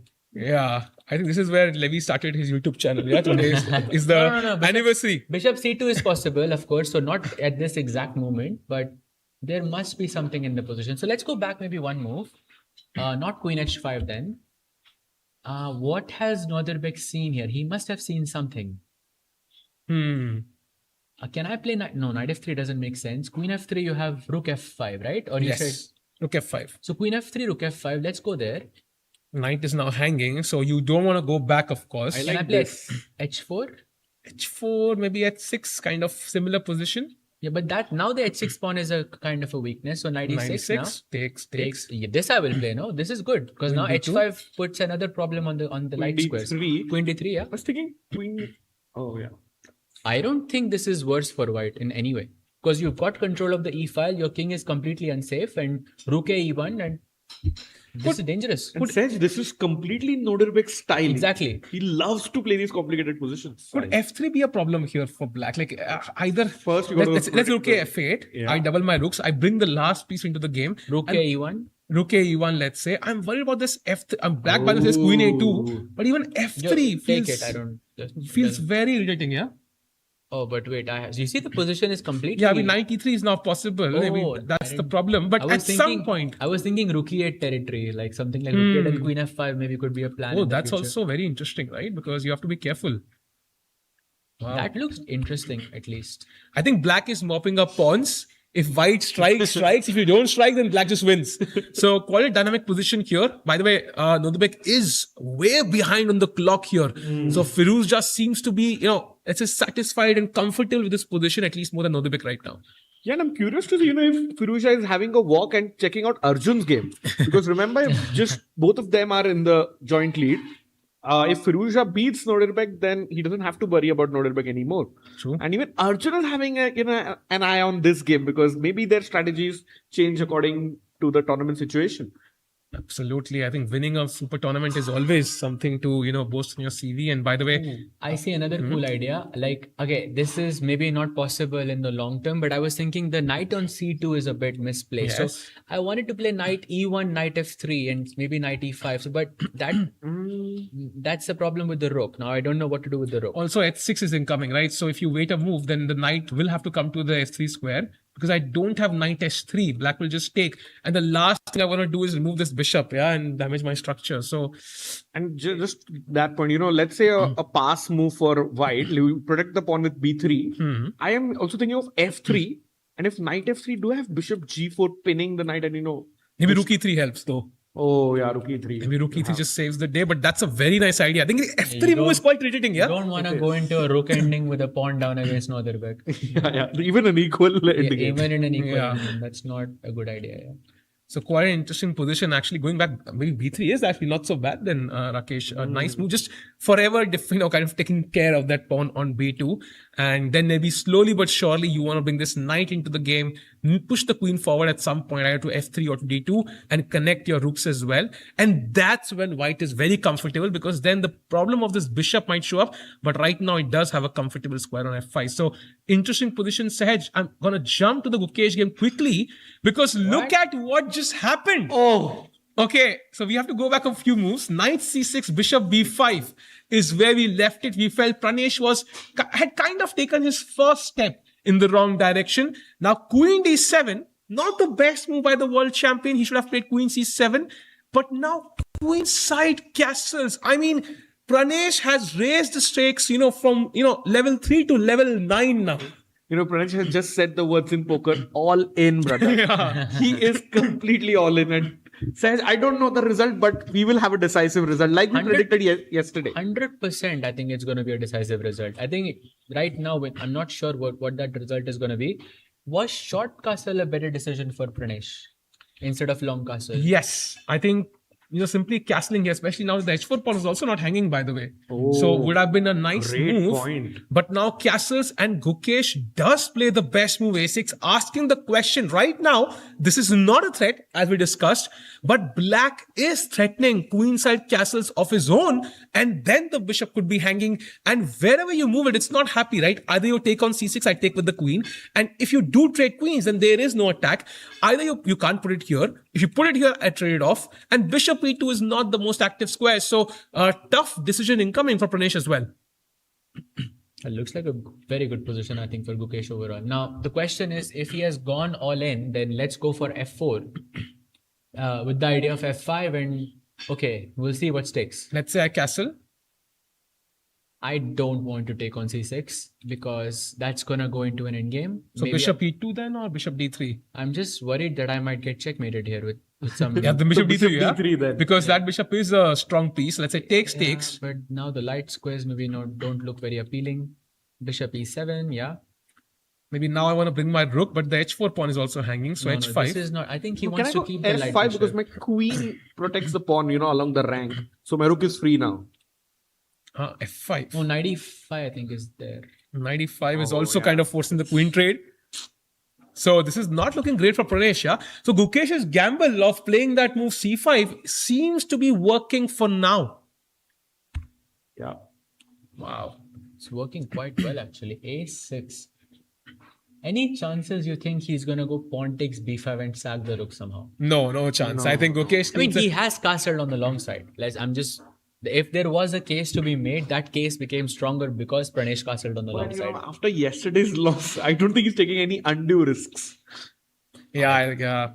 Like if you take him back in time, the first thing he would do is accept that draw, I think, against Arjun. So Yeah. And by the way, let's say you play rook h1 is a move that comes to mind, putting the rook opposite the king. But again, black can just castle queenside, and you're again left with that choice what to do about the bishop. If you take, black takes with the queen. Again, if you take, then black has this massive pawn mass in the center, Rakesh. At some point, if you manage f6 and e5, then these double pawns don't make a huge impression. Black has the bishop pair as well. Also, it feels like a London bishop. Yeah, the bishop on h7. But Yeah. it's like a reverse London bishop. Yeah. It's so powerful in the position.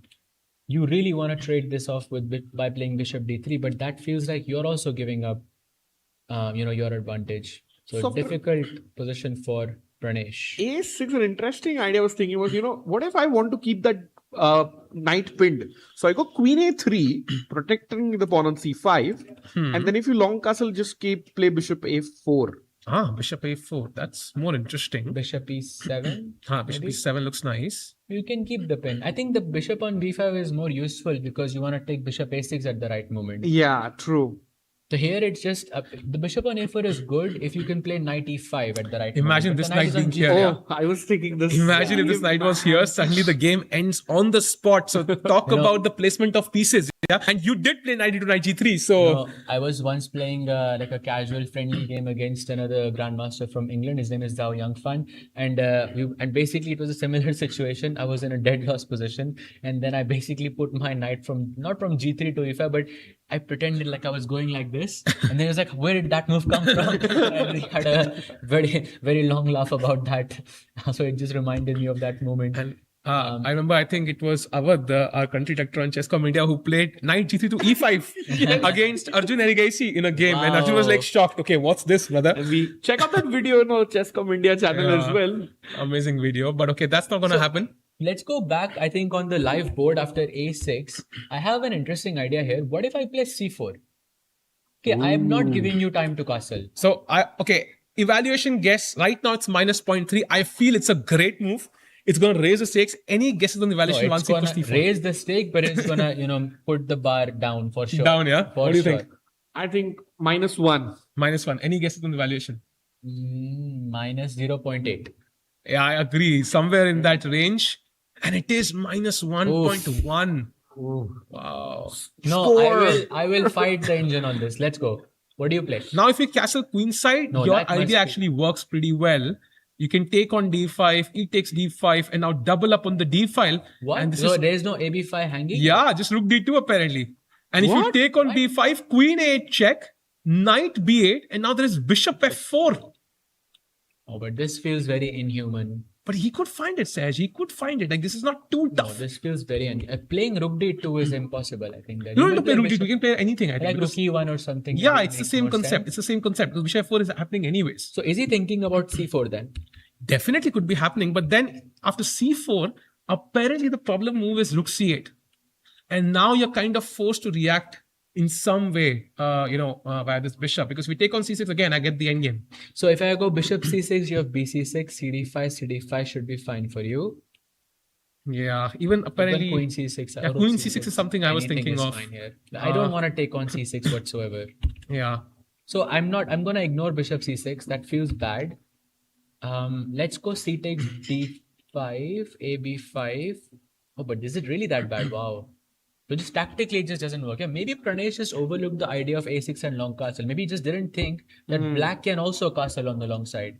Maybe this bishop has to do something with the evaluation here, Rakesh. Yeah, because Yeah, once for this sure. collapses, I think your king is basically right in the middle of the ground, getting assaulted from all sides. So tough one here, and Pranesh could make a mistake. One mistake would cost him a lot, and this is the life position right now. He is deep in thought, but maybe a golden opportunity for Gukesh to get his first win as well. For sure. And maybe it's Gukesh is slightly out of form and Pranesh played a little bit faster. Maybe he was over ambitious as well. But I think kudos to Pranesh for at least trying this out against the world We have a champion. move. We have a move, and let's see what that is. Crucial moment in the game. What did he plays? Knight h5. He basically is thinking. I think you are right. I think you mentioned Sahaj that he's not considered black castling queenside. Maybe he's trying to stop the dilemma of the bishop so that black cannot go kingside.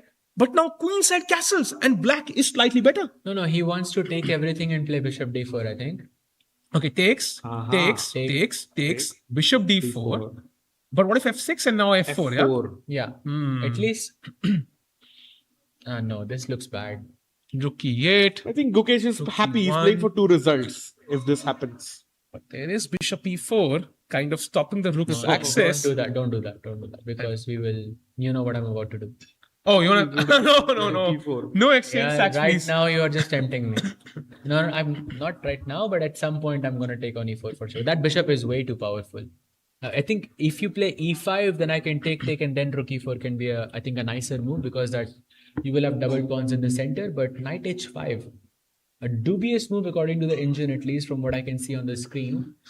And a golden opportunity for the world champion to take charge. By the way, let's switch to Arjun versus Nihal because we do have some updates there.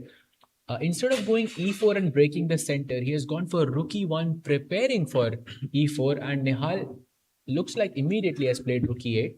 And now e4 is not as strong. I see the bar is not as high as it was. Now, what is the reason for that, Sahil? Can I play e4 here?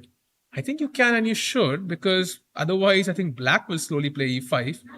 But maybe after rook e8, black is also, better prepared for e5, Sahaj. Like white was already ready for e4, and maybe e5 is not as strong. Now let's say dc4, bc4, and e5, and black is maybe close to equalizing here. Equalizing. What do you do? As I white? have no idea. Maybe bishop c4 instead of bc4. Can I do that? Bishop c4. Because at least now I'm asking some questions, right? Like, do E5. you want to play e5? Yeah, I mean, you don't have knight g5. Let's go queen c2. Queen c2. Let's say I take. Okay, take this with is the bad. Yeah, knight. this is bad. Knight Knight e5, I guess. Yeah, Bishop no, has to this is drop bad. back. Your pieces are very well placed here, so this is maybe not as good. So after e5, let me think of something else. And I'm really regretting that b3 move here. I wish I could just have if I could just have a move, I will just play b2. Yep. Just to get the position back, and this should be quite comfortable for Arjun there. So no e4 possible. Yeah, I mean, a3 instead of b3 would be beneficial here. But right now, position, balance, both the players trying to pair their pawn breaks. e4 is what white wants to play. e5 is what black wants to play. Yeah. Oh, and by the way, some updates on the Northern board. Looks like Firouzja is in a much better position. He found b4. He played now b4. Bishop f5. Now looks like he's losing a pawn, no? With bishop. Okay, bishop c2 not immediately because there's queen c2 and there would be a mate in one threat. If you try to take the pawn, that might be too much, yeah? It's checkmate. Just a little bit, yes. So knight e6 instead looks interesting because I'm forcing you to take on e6. Otherwise, I put my knight on c5, and your pawn on f4 is also hanging. Yeah. So do you go bishop e6 here? I guess so, because I am ready to trade that bishop off. It wasn't anyways the star and joy the of bar position. so worse here? Like it doesn't feel it should be this bad. Yeah, the best was rook f6, but I think that's not easy to play, because knight c5, as you mentioned, is a nice square for my knight, and it blocks the queen's path to the d4 square as well. There are knight d7, knight e6 ideas still remaining, attacks the b7 pawn as well. So even though the engine calmly says rook f6, I don't think like it's as easy to play, It's not easy, definitely. That's Northern is super tricky. He's not going to go down without a fight. So, I mean, engine can say it's like really better, but there's a lot of fight left. 49 minutes for Northern, who's still in the hunt here for first place. He won an amazing game against Nihal Sareen. Like, barely gave him a chance to breathe. A beautiful attack with the black pieces, ending with the brilliancy knight sacrifice. Can he do the same again? Right now, Firouzja matching him toe-to-toe. He's playing some amazing chess, has activated his bad bishop and turned it into a good one, Rakesh. Yeah. And, in fact, I think from after this game, we're just going to have one of these players in the running for the title, and the other is probably going to be Arjun, I see. Yeah. So lots to play on for. FIDE circuit points at stake. So the stakes are super high, Sahaj. 100%. Very, very high stakes. And looks like Ali Reza right now is much more comfortable. I don't know if it's like really that better because I feel the engine is being a little biased here. Because it looks like there is a lot of pressure on the queen side. Plus, there is a possibility of taking the pawn on b4 and complicating things further. Let's see what he goes for. Bishop c2, knight b4, all of these are possible options. Okay, question. Can I play queen f3? Oh, wow.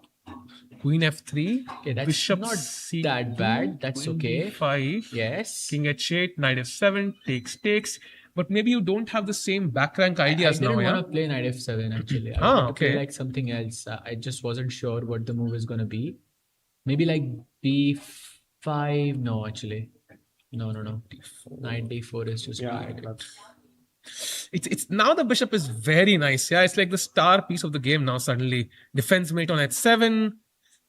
Yeah, this is tough. So going back, this is the life position, by the way. So Northern under pressure on the clock as well. 30 minutes behind actually. So this is not looking easy. Not normal also. Not normal. Okay, what if I play rook c1? So my idea is if you take on b4, I capture everything and I play rook c7. That's how I can justify it. And if you played bishop c2, then there is queen c2 and the h7 pawn hang. So I'm not dropping any pawns. Yes. I love rook c1, Sahaj. What's your move? I like this move. Another big move, yeah. It's a nice move. And I think black should play h6, right? To ask the question finally. Are you going to go back? Are you going to go forward? No, now I'll go knight e6 with open hands. Like, please take it. Let's say That takes bishop looks rook e6. very strong. And now this is fine, I think. This, I think, again, Northern is pressing here. rook e8 maybe. Queen g. G4, I guess. G4. That's not so bad, no? Yeah, it's not bad at all. Rook h6 is a threat now. Oh, nice. Very nice move. True. I think it looks like a very balanced position indeed. So going back and no f3 possible anyway. So maybe at knight e6 is the move that will equalize the game for white. This is the live position right now. And white is thinking, so rook c1 is the move we think should be nice for Nodebek here. He's thinking, having a sip of water. He will come up with this move very likely. 100%. So rook c1. Again, the way you justify is black's idea is to take on b4. You just want to trade everything and put your rook on the 7th rank. Because rook e7 is not possible. Yeah, because if the queen is on b4, then it guards the e7 square by the queen. So rook c7 is how I can justify this move. And let's say if black ignores everything. Let's say after rook c1, you play like rook e8. But rook e8 is a mistake, I guess, because takes and queen f3. I mean, maybe there is some... queen maybe d8, actually. No, double it. It's so Wow. Is an f4 hang? Queen f4, there's bishop c2. Back Yeah, that's going to be a sad end to the game, actually, for whites. So going back, I think there are tactics in the position. Yeah, looks like a strategic battle, but suddenly tactics in the game. Yeah, I'm guessing Nodebek finds rook to c1, the best move. Amazing idea found by Sahaj there. It kind of holds everything together, Sahil. Agreed. And activates a piece. Yeah, the only piece of white not playing right now. Let's bring it into the game. Makes a lot of sense. Now jumping to the Arjun game quickly because we have a decision. He's chosen the pawn to e4 break finally. And Nihal quickly grabs the pawn on c5. And now a crucial decision. Do you take with the bishop? Do you take with the pawn? If I take with the bishop, there's like this b5, b4 idea always for Nihal. So Or e5 even. yeah, true. That pawn on b3 is just uncomfortable. You want that pawn to be on b2. Yeah, I would love to have bishop a2 as an option here. But unfortunately, black is going to pre-move e5 here, yeah? Wait. What? Did he just play e5? No, I don't think so. I just saw him push the pawn. Wait, did he play e5? I just saw him. What? Oh, it's possible. It's possible. Wow, that's a unique move, yeah?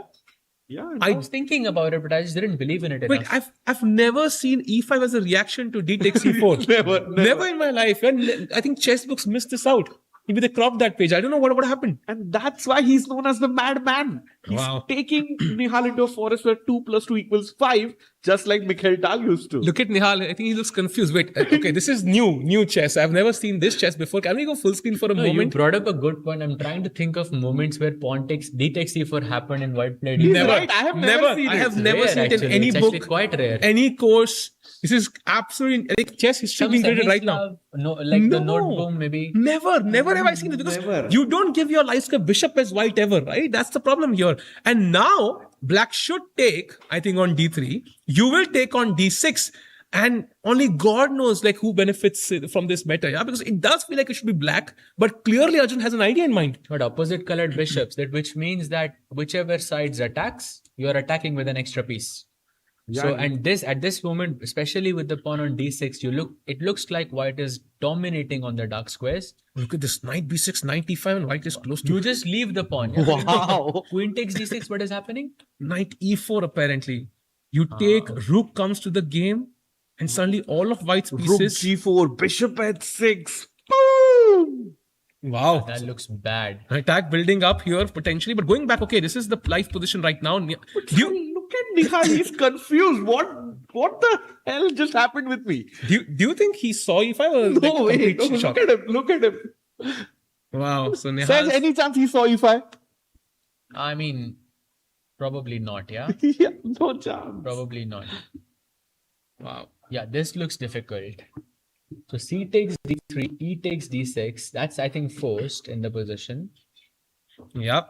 I think that's forced, right? So Yes. takes. And now I think you have to play something aggressive because if you allow white the time to, form an attack with knight e5, rook e3, rook g3, that will be a very, very difficult thing to face for Nihal. So usually when you are facing an attack on the king's or on any side, you are supposed to break the center. So let's try for c5 in the position. Yep. If no e5, then maybe c5 is the move. And now I can't go knight e5 because this pawn is hanging. And I have to react in some way. Could I play bishop e3 as a choice here? I like that. Queen d3 is also being threatened now. Yeah. CD4, bishop D4, still kind of stopping E5.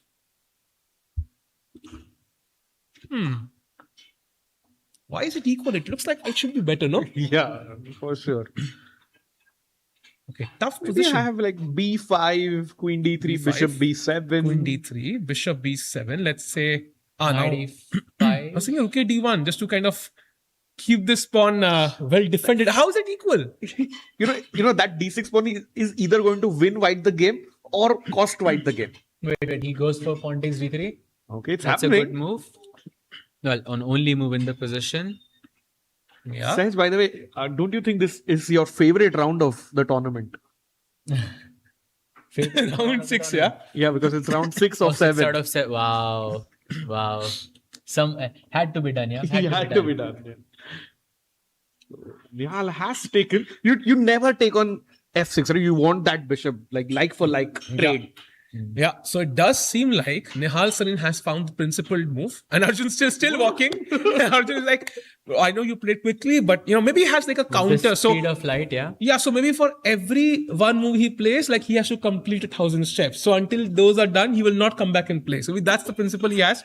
But meanwhile, He crosses again. he's still crossing. That's nice. Maybe it's Nihal's acting. Like it doesn't feel like Nihal has played. Oh, no, By the way, look, I see a very strange move being played out in the Northern board. He did not play Rook B1. He went for A4. Ooh. So he's doubling down on it, and he's saying, if you want to take the pawn on B4, be my guest. And also B5 is another threat in the position. I love that B5. looks interesting at least. Even A5, kicking the queen away from And then B5. yeah? and then B5.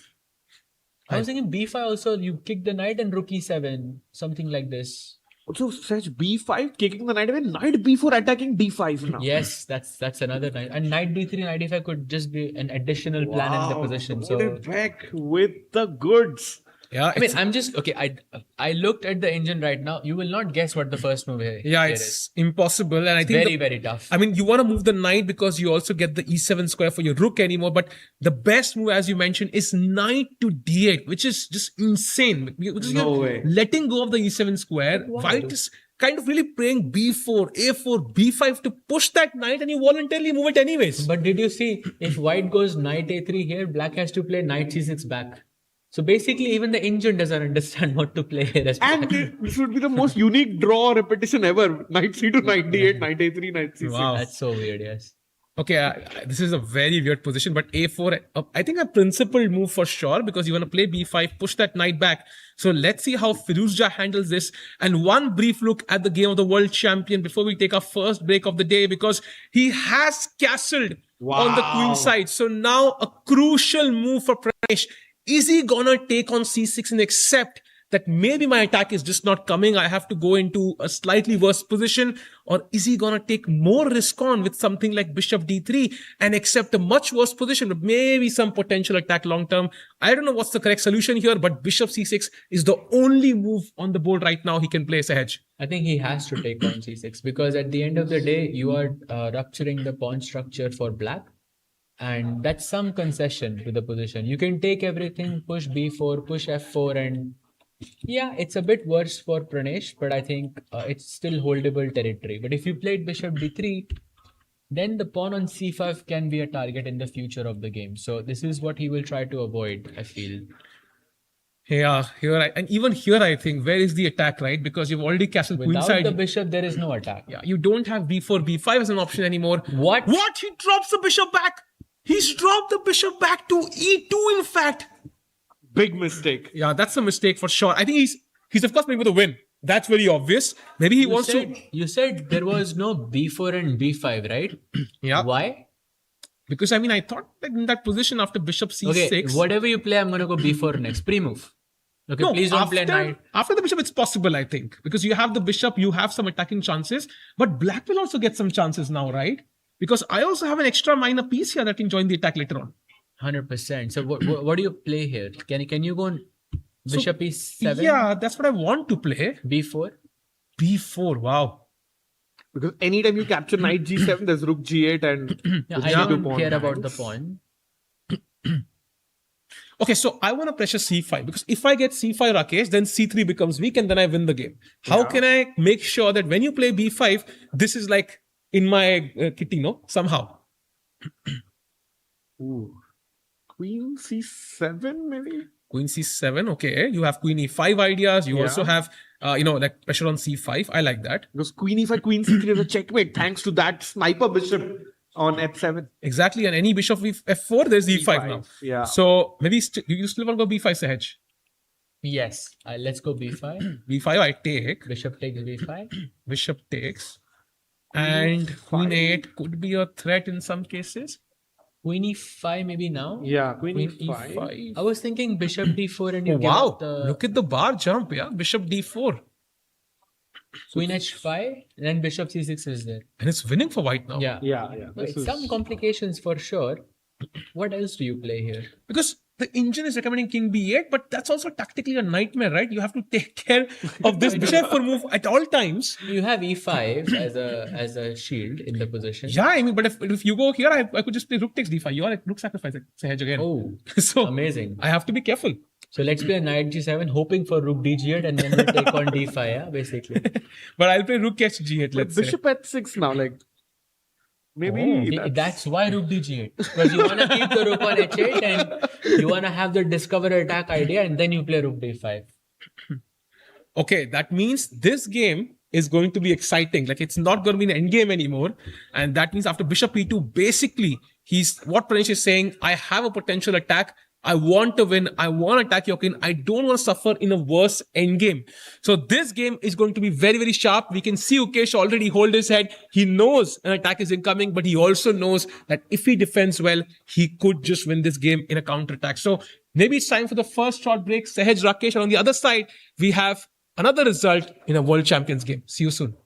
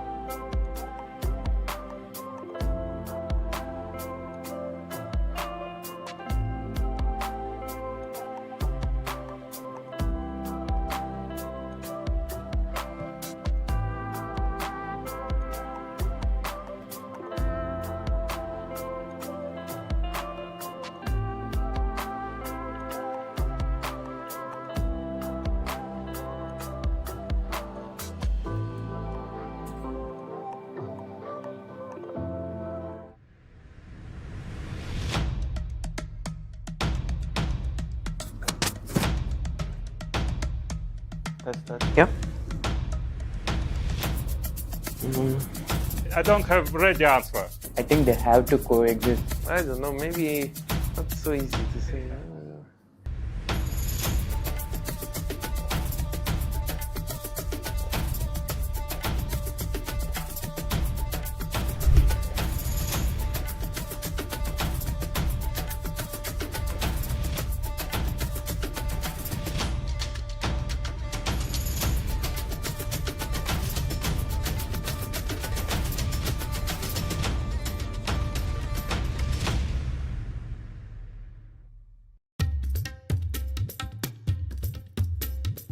Hi, I'm Gukesh. I'm the World Chess Champion and I'm here to play at the Chennai Grandmasters 2026.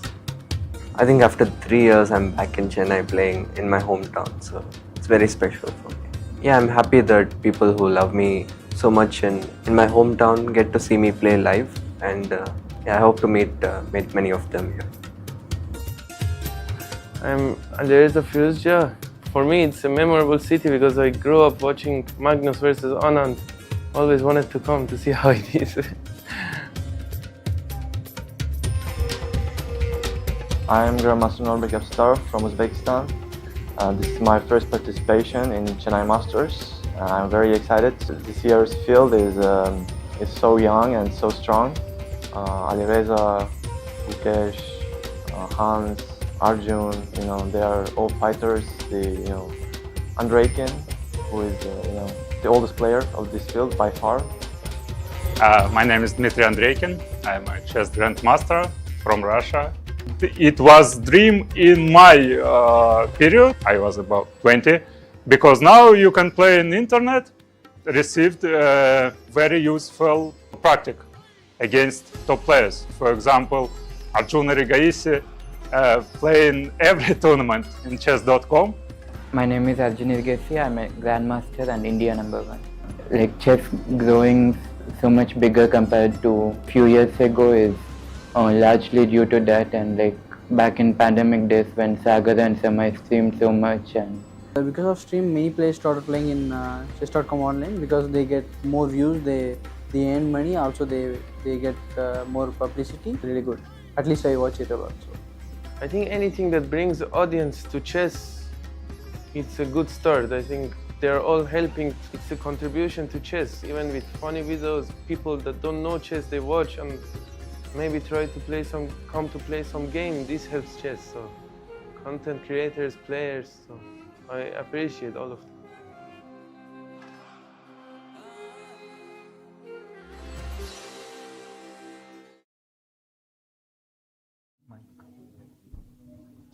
And we are back here in day 6, the penultimate day of Chennai Grandmasters. Sahaj, we have an exciting games coming up. The action is heating up. Which board do you want to start with?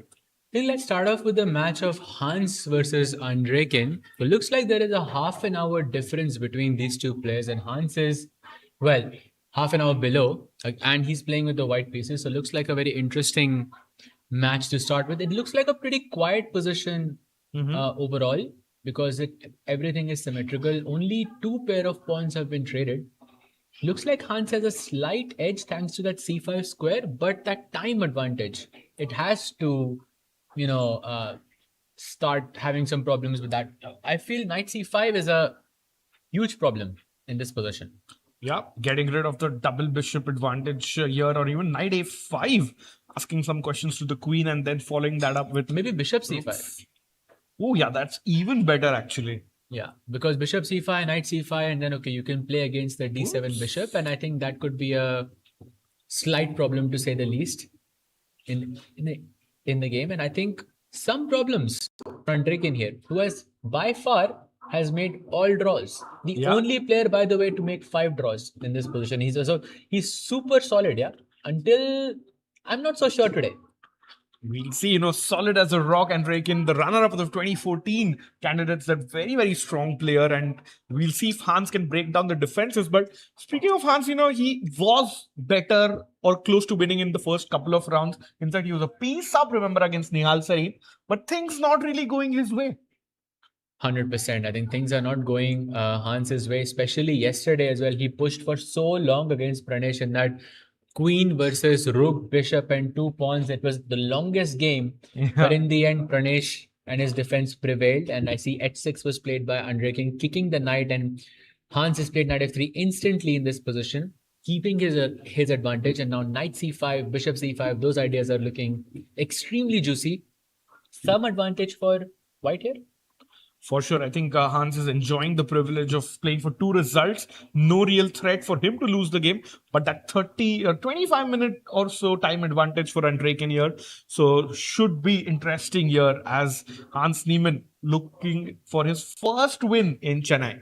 Absolutely. And now we did discuss the possibility of 2 results. Now let's talk about the rest of the games where it is anything but those 2 results. I think it can be any result is possible. Let's start with the game of I think Arjun versus Nihal, because that looks the most interesting to me, because I see that pawn sitting on d6 and that's enough for me. I feel like that's, sorry to cut you off, but I feel like that pawn on d6, the bishop on f4, so much attack, yeah? Completely, so much attack, and we left it around here. After e5, Nihal chopped this. Arjun took back, and knight b6 was played. Approved? I mean, c5 I think was a... Wait. That was a big inaccuracy apparently, because there was some mistake. Is that knight e5, rook e3? Because those are the moves we were talking about. But I see that's not what happened in the game. He plays bishop f4. Okay, so the London move. Knight e5 was actually the best move here. Wow. And if queen d6, then knight e4, yeah? Yeah, knight e4 takes, rook takes, and look at that beautiful attack that white has. Sorry, rook g4 in fact also. Also bishop h6. Like if you play bishop d7 in this position, for example, bishop takes h6. I will close my eyes and just play this. GG's, that's working, Sahaj. GG's. And queen h5, queen g4 checks. So many attacking ideas in this position. One of them is bound to work. Yeah. Queen f7 as well. But I think it's difficult for Arjun because doing this meant that he had to sacrifice his d6 pawn, which is not an easy thing to do because that pawn is on the 6th rank. 2 steps away from queening. Exactly. So understandably, Arjun protects the pawn first with bishop to f4, and Nihal attacks that immediately with knight in the center. And now I think he chops the knight on d5. Black recaptures with the pawn. No, so not the knight. Interesting decision there by Nihal. And now queen takes d3. I think the position is stabilized. Maybe there is not as much attack because I see the structure is more or less on the same side, but I still see the problem with the pawn on d6. I don't think that problem is a problem right now. It can become a problem when Nihal inevitably tries to take it, because whenever you do try to take that pawn, you're going to give me some time to attack you on the king's side. Yeah. That's, I think, the whole plan here. So what should Nihal play? You know, I love the simple bishop e6. Developing the bishop. Of course, I would love to follow that up with queen d7, but knight e5 always lingers in the air. Yeah, but I think rook e6 is maybe even stronger because you have knight e8, knight d6. Yeah. It's a computer move, I think, in this position. So you go rook e6 with the idea of, freeing up that square for the rook. And also, if you go rook e6, bishop e6, it's the same position, but now you get to play knight e8. It's a great point there. And I am defending this pawn once. How do I defend this pawn on d6 twice is the question, Saj. Maybe something to do with the Alekhines gun. You play queen g3 at the right moment. But I think that's maybe not possible. Maybe queen c3, queen b4 is another idea. Yeah, hitting this pawn as well. So position still in the balance, I would say. But I don't want to go with the queen to the, on the queen side. I think I don't want to put the queen on the queen side there because I want to keep my queen for the king side attack instead.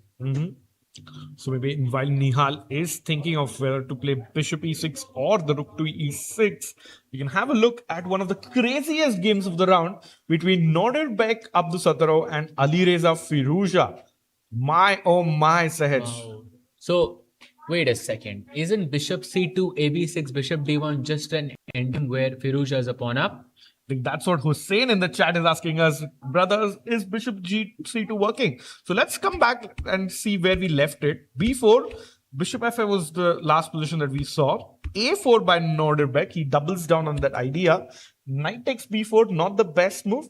And Sahaj pawn to a5 now. It's a very, very nice move. Complicates matters by quite a lot. I think black can go queen d6, or you can play bishop takes c2. Two decisions. And I think he's been thinking for quite some time in this position, if I'm not mistaken. But I think bishop c2 is the more direct move because you go straight into the endgame and you are a pawn up as well. So let's go pawn takes b6. Yeah. Bishop takes d1. Now, I want to play something that doesn't allow you to play ab6. So let's go rook. I mean, I have to take it, right? Yeah. ab6, tablash. And yeah, I think just Rook b1, I guess. I mean, but this is not better for Nordirbek anymore. nope. So we might see a draw here very, very soon. But rook a4, you could still play on from Firuza's perspective. But I think after the queens have been traded, maybe it's not possible to win this anymore. For either player. For either player. Maybe that's when Nordirbek, while he played a5, Firuzha is thinking, do I need to go into this equal end game, or maybe I can, play on. I'm pawn up. So why don't I try queen to d6? So queen d6. Now the knight on c2 is still under attack. I can take on b4. You take back with your queen, and I'm thinking something like queen f3 or rook e5 in this position. Queen f3 attacking the d5 pawn exactly. You go rook a d8, I guess. And now, maybe f4 is also hanging. I didn't even see that, but because you don't have any pieces on the light square, so the bishop cannot really give a discover attack. Yeah. So, not rook a d8. What about queen d4? Now that's another equalizing idea here for white here with rook d1, queen c4, and just trade everything here. Still, it's an equal. I mean, you still have some pressure from the white side. You've got some active rooks, but a pawn is a pawn. If you play h6, maybe knight f3, I guess, and now rook d8, rook a d8, and I think very difficult to play this on. So we might see a healthy draw in this game very, very soon, which means that Arjun at least has to draw against Nihal to keep up with the tournament leader. True, and shout out to Nefetium in the chat who's saying Nordirbek versus Alireza is always their favorite pairing. Oh, have to agree with that, especially considering the tournament situation, because Nordirbek is on 3 points, Alireza is on 3.5. So just a half-point difference between these two players. Anyone can still win. Of course, there is Arjun as well on 3.5 as well. But whoever wins this has potential to win this tournament. And we know winning this tournament means you could become a world champion one day. For sure, one hand on the trophy if one of these players win today. But for now, it's looking like a draw, which means, we can have a look at the world champion as well, Sahaj, to see how Pranesh is doing. Oh my God, what a crazy position, Sahaj. I think Pranesh is not looking good here. I think this is on the verge of just collapsing for Pranesh, for sure. Also, I know that this may not be the right time, but I am thinking about, sacrificing my queen again with pawn takes e3. But okay, he goes c takes d4. He does not give me the chance to sacrifice my queen. And now I go e takes d4 maybe. I also want to go knight takes d4, but that would trade my queens, and I'm not liking that so much. I feel like white's king is more exposed in comparison to black's king. And that's good enough reason for me to keep the queen. So let's go pawn takes d4. Yeah. Bishop f4, bishop d2. Oh, this is just lost with d3 and queen d4 coming in. Oh my God. That is very... Oh, by the way, the bishop on e3 is not even under attack. So unless you are afraid that I'm going to sack my queen, which I am with you. Which I was planning to do, by the way. So what do you do? What is the best move? Can I go bishop d2? So can I not play d3 and queen d4 here as well? You can, but I have this square is protected. So queen d4, I can just maybe slide. Or maybe king b1. Yeah, you don't have d2 check. Correct. How is this safe for? I mean, it's not either side actually. Even bishop c6 is such a big threat. The only outlier in this position is that knight on h5, because it was there to keep the g7 pawn at bay. And right now, Gukesh will not care. Even if you take the pawn on g7, nobody cares about that g7 pawn. You can just play bishop e7. So you can, in some sense, say that the knight on h5 is maybe the problem for Pranesh. Now, had that knight been on b3 or on e4 or somewhere, on the queen side, I think he has very, very good chances here to win. Yep. We'll see how the world champion recaptures. But Sahaj, quick question to you, the chat and our live audience here. So Gukesh is playing, his fourth event, if I'm not mistaken, this year. And he's played a total of 37 games until yesterday. How many games do you think Gukesh has won this year? Oh, he defeated Yaz. Yes. I remember that. Yeah, Tata Steel, yeah. I'm going to say like 3 or 4. You're close. So Gukesh has played 30. Yes, sir. That is correct in the audience. He has won 5 games. And any guesses on how many games he has lost? He's lost quite a bit, I think. Yeah, it's double digits, 12 losses. Oh, wow. A dozen losses for the world champions. He's already on -7. But this win would mean a lot to him if he manages to convert this. Absolutely. And I think who is the highest rated player he has defeated? Oh, that's a great. I think it's Prague from Norway Chess. Oh, yes. I remember that game. I remember that game. So we are considering all formats, classical. No, only classical. Only classical. Wow. Yeah. By the way, C takes D4, E takes D4 is there. Yeah. On the board. And now the bishop is under attack. You can go bishop D2 or you can play bishop F4. Or you can bishop F4 is lost. So don't play bishop F4. Yeah. He has to go bishop to... or maybe B5. What about B5? Is B5 possible? Oh man, look at that. Queen F5, okay. White king is... I'm thinking bishop G4. Queen takes G4 and B takes C6. But it's nothing, I'm assuming, because you have Queen E4, yeah? Yeah. And it guards B7. It also attacks the B1 square. And I am in deep trouble here. Mm-hmm. So maybe a quick win for the world champion is possible if... He definitely needs a quick win. I think it would be a nice... I think he needs a win. Yeah, he just needs a win. It doesn't matter how it comes. Also, I mean, your tournament can go however, but if you win the last 3 rounds or if the last 3 rounds go your way, last 2 rounds go your way, you at least have good memories from the event. For sure. So that's very, very important, I think.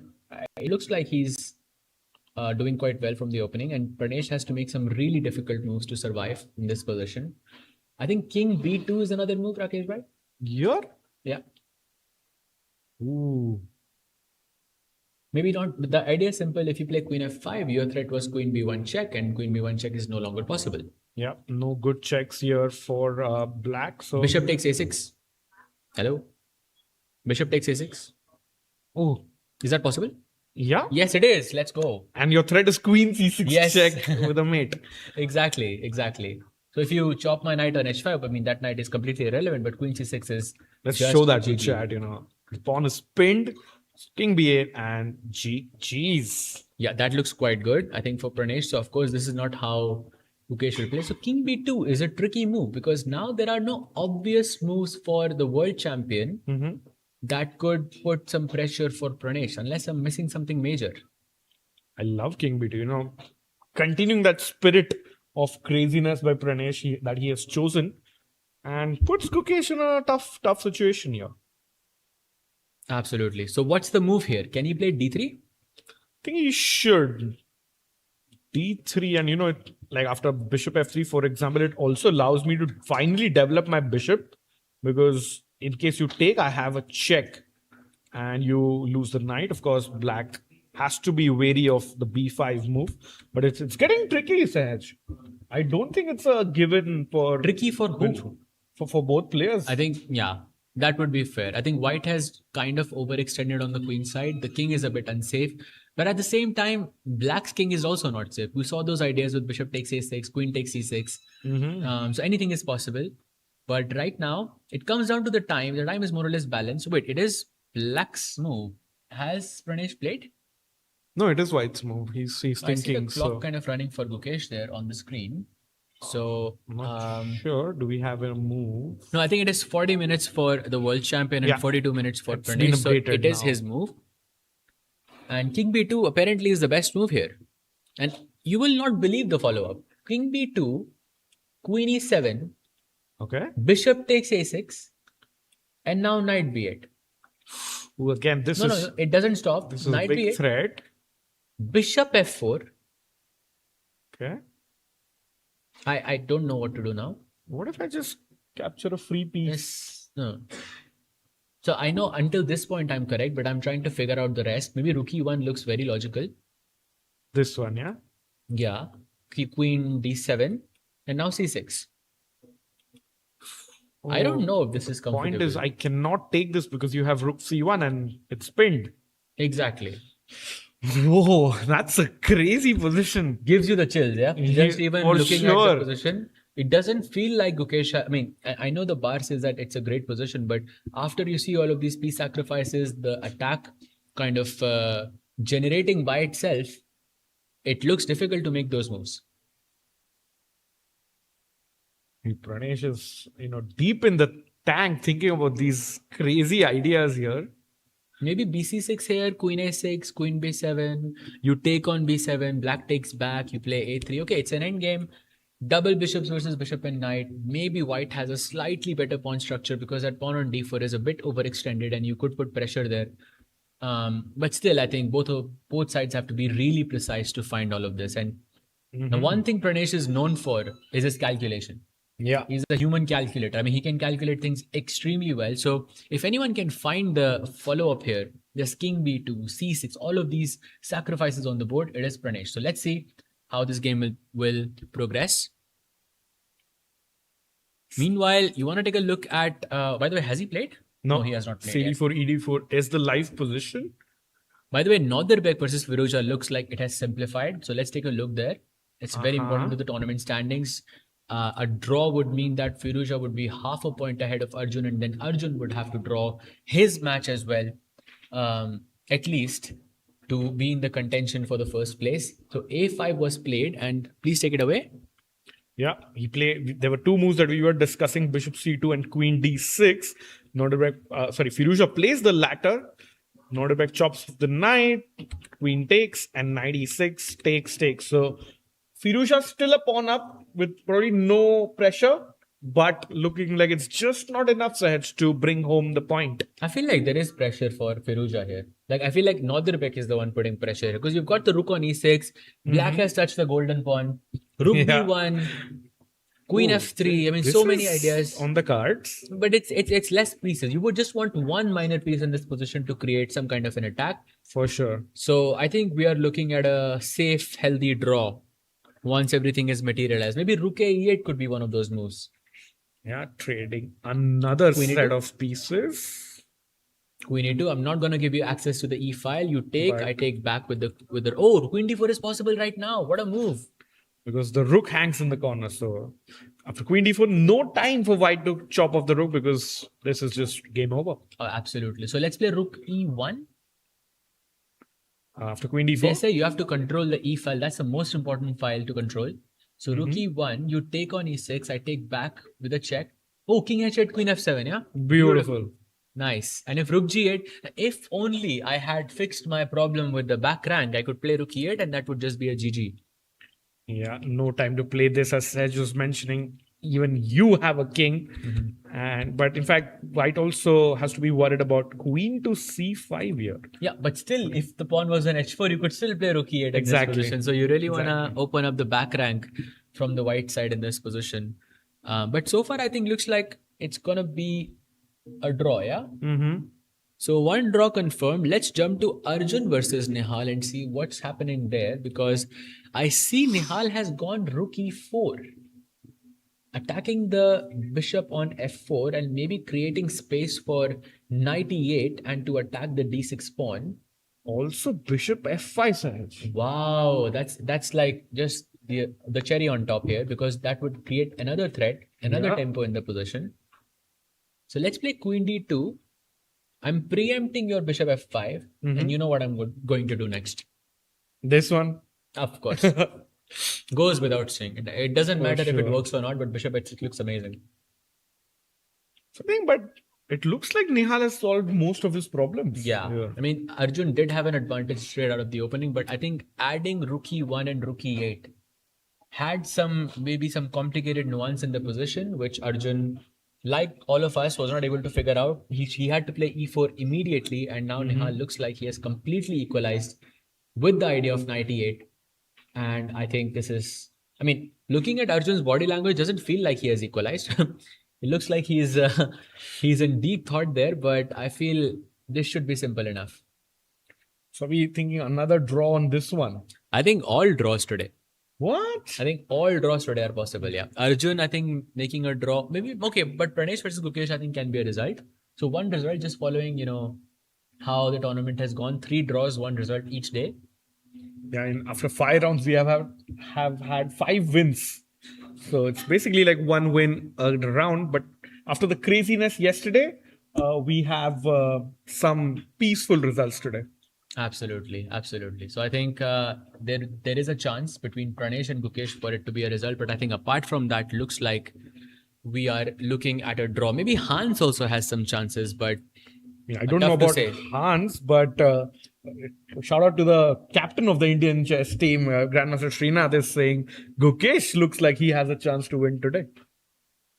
Yep, absolutely. And he says it's bound to happen. Wow. And after that, he says something else, which we can say as well. Yeah. You cannot contain a volcano forever. Let's go. Wow. Love that. And I think more than Gukesh and his parents, maybe he's the one who wants Gukesh to win, because these are his last 2 games before the Chess Olympiads, Edge. Oh, yes. That is also true. That is so true.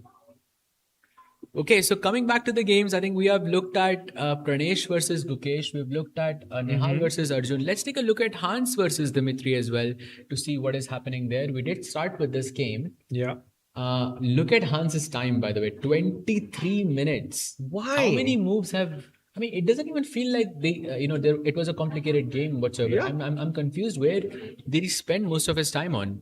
22 moves played, Sahaj, overall. And now he has only 23 minutes left. And it was on this move, 17th move, A takes B5. Before he chopped off that pawn, he thought for a staggering 37 minutes. Wow. Does that position merit such a long think? By the way, knight g5 also played. Yeah, you are right. A takes b5 does not really merit that much. I mean, when you look at the position overall, and you look at 22 minutes, and you look at the fact that it's only 22 moves have been played, of course, that's way too much time that Hans has taken. If the difference between yourself and your opponent is 30 minutes, something has gone wrong, for sure. For sure. But the question is, does the position warrant, like, does his advantage compensate the time deficit? That's the real question here. I don't think so. That's tough. And, we might see some results today. I want to see some results today, Sahaj. I feel like you know something that I don't. No, there's nothing extra special there. But someone You in are the stat chat, guy. I feel like you know some secrets here. yeah, but Which game do you think has the most possibility of a result today? that's where I'm heading right now, because while we let Hans think for a bit, but I have to jump to the Pranesh game because Srinath has predicted a win for Gukesh, and just as he did that, Pranesh with a big mistake with knight f4, a blunder, double question mark on the board side. Is it because of what I think so? Like what I think? What are you thinking, buddy? You know what I'm thinking. Are you going to sacrifice your queen? Don't tell me. Of course. Okay. Is it working? No, it's not. No, Never no, mind. it's not. It's Never not. mind. But it's good to check each time. Yeah. So I think that's not the move. I'm thinking of g5 as a possibility. Okay. I'm thinking of queen f5 as a possibility. I'm thinking of knight e5 as a possibility. So I'm trying to look at all of the direct moves because that's how I can, try and post the game. Mm-hmm. Maybe bishop c5 actually. Is bishop c5 working? No, bishop c5 is not working, but said something is just working, that when Gukesh just has to stay calm and renew the threat of d takes e3. Currently, you can't take this because your queen is gone. So just play a calm move and put the ball in Pranesh's court. Queen c7, yeah? Yeah, just a simple move. Oh, but the idea is if you go bishop d2 to save the bishop, now there is knight takes b4. Exactly. Oh, that's a miss by Pranesh. 100% that's a miss. Chop this, and let's show this beautiful line to chat and everyone here in the audience. Queen takes b4. You think, okay, I'm a happy boy, let's go. But boom, bishop c5, hitting the queen. And let's say if you play a move like queen to a4, this is a double checkmate with bishop a3, check with the queen, check with the bishop, and it's Wow. GG's. Nice, very nice. And if you played Queen C4, still Bishop A3 is a mate. You could say that yeah. I wanted to take the Queen, but that's just a checkmate. It's just Game a over. checkmate. Wow, what a And what the a sniper bishop is, kind of coming alive at the right moment. move. Wow, that London Bishop, yeah, the The London reverse Bishop. London Bishop kind of leading the charge here for the world champion. So let's see if he can find all of this. That is the difficult question because he just has 36 minutes. Time is more or less equal. If he finds Queen C7 and if he finds Knight B4, he's winning the game. So let's This would also, be his first win in his home soil, like you said, as a world champion. as a world champion. So let's go. Queen C7, Bishop D2, Knight B4. Sahaj, what if I go Bishop B4? The knight on F4, I think, is left hanging. Yeah, and like I know Bishop- my position is bad, but am I just staying alive with stuff like Rook D2? I mean, if the goal is to stay alive, I mean, it's already bad. We can play D3, I think, here though, with Bishop C5. Yeah? Yes. And in fact, this is also a pin, so still Bishop C5. Oh, still working, yeah, because I thought Bishop C5 and the A4 queen is defended, but you have Queen E5 and Queen A1 checkmate. Beautiful. Queen A1 checkmate. Wow, that's some very nice tactics there. And look at how Gukesh is thinking. He's like, I feel something is there. Yeah, his spidey sense is tingling. Yeah, I feel something is cooking. Can we go full screen? And this is very rare. We normally don't see Gukesh, twirling a pawn like Gelfand twirls a queen. But it's so nice to see. Maybe he's feeling it, Sahaj. A win incoming. And, for the people who have joined here in Chennai, such a nice feeling, because they are going to see the world champion win his first game.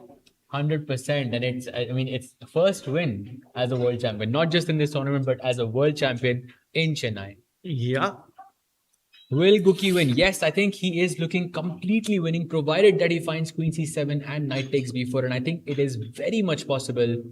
I don't think that's a difficult move. Look at him. I think he's trying to calculate in his head as well. He was trying to, focus. But I think he does sense the moment there. And I think if you look at Pranesh's, like the side where he's looking, he's only looking at and look at that, Queen C7 played on the board. And I think Gukesh about to win his first game against Pranesh here at Quantbox Chennai Masters in round 6 of 7.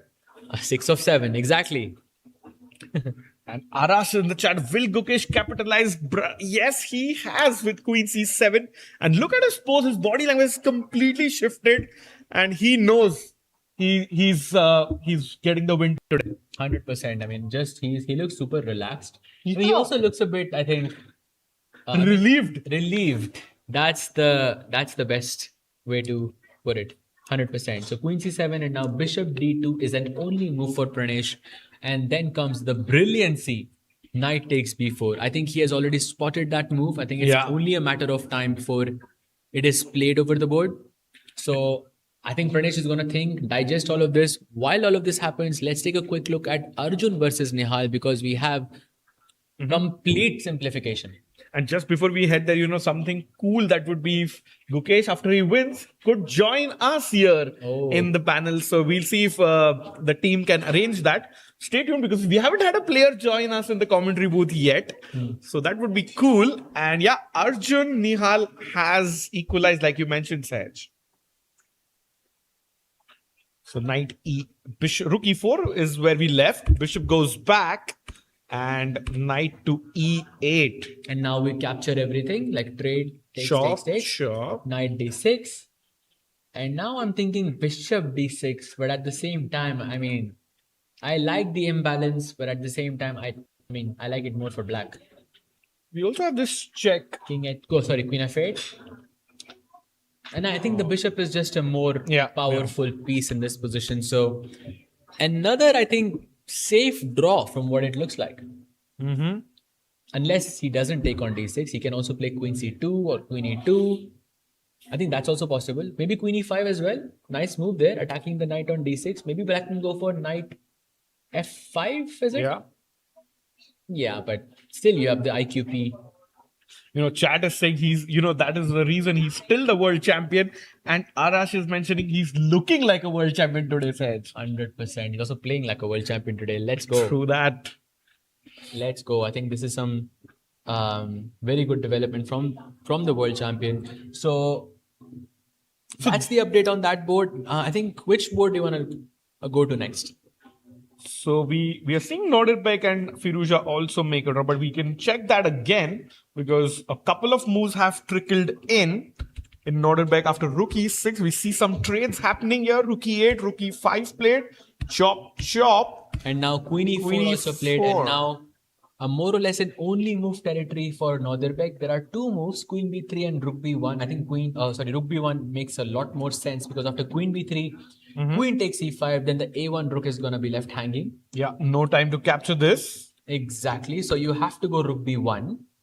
And Earlier. now in this position, yes. And if black has two options, Rook f7, and then there is Queen takes e5. I think we can safely say Queen takes e5, Rook b7 is, well, maybe if Firouzja can push this, but I feel this is just a draw. So Too little venom, I think. two little pieces. Yeah. Exactly. So Rook f7 is another move in the position, just trying to keep another pair of pawns. And I think a6 is a possibility, maybe. Ooh. What if I chop, Sahaj? Oh, Bar doesn't like it. That was not, because I was trying for some Rook b8 check ideas, but that doesn't really work well in my favor. Just defend this one. Yeah, 100%. So not a6 in this position. That was a horrible move. Plus, you can play b6 as well. So ignore that. Maybe queen. No, queen h5 is not possible because now the rook on b1 is hanging. Tough position, I would say, for Nordirbek. Can he play rook b5? Yeah, rook b5 hitting the pawn. So I defend it with rook d7. And now, Sahaj, you can pick up this pawn with queen e5 after I go something like h4. And suddenly black is 2 pawns up. But still equal. Yeah, still equal. How is it equal? It's just the black pieces are not coordinated enough, I think. Also, you're keeping some pressure on the b7 and d5 pawns. Yeah. Your rook on d7 is hostage in this position, essentially. You move to the c file, you drop the d pawn. You leave the 7th rank, you lose the b7 pawn. Exactly. And shout out to Shauri in the chat who's saying it's hard to win this game against Abdu. And I agree, Nordirbek is going to keep creating those counterplay and those resources. So you can't beat him this easily. And on that note, do put in your questions, if any, from the chat if we are having a look here. And Sahaj, any chances here for Firouzja? I think this is going to be a draw. I think the only result we're going to see today is by the world champion. I think that's the only result in this position possible. By the way, Bishop d2 is played. So let's jump to that game because we are about to see a sacrifice from the world champion, and that's going to be knight takes b4. You're about to see a brilliancy being played out by the world champion in just about 2 minutes. Is that fair? I think Look at the way he's swirling the pawn. He knows. He knows we are commentating about that game now. 100%. Knight b4 incoming, chat. That's going to be a brilliancy here. 100%. There are other moves possible as well. Like there's the idea of d3 with queen e5, queen a1 mate. That's another thing that's possible. But I think knight b4 is just too nice to not play. And especially with that, just repeating that double checkmate for chat here. You think you've gotten it covered, but let's say you go queen a4 and checkmate with the bishop and the queen. And thanks to the sniper bishop from h7. So beautiful. I was thinking about this. Even bishop b4 check works. If bishop b4 check, like king d2, and like bishop takes d2, rook d2, queen c3 is also made.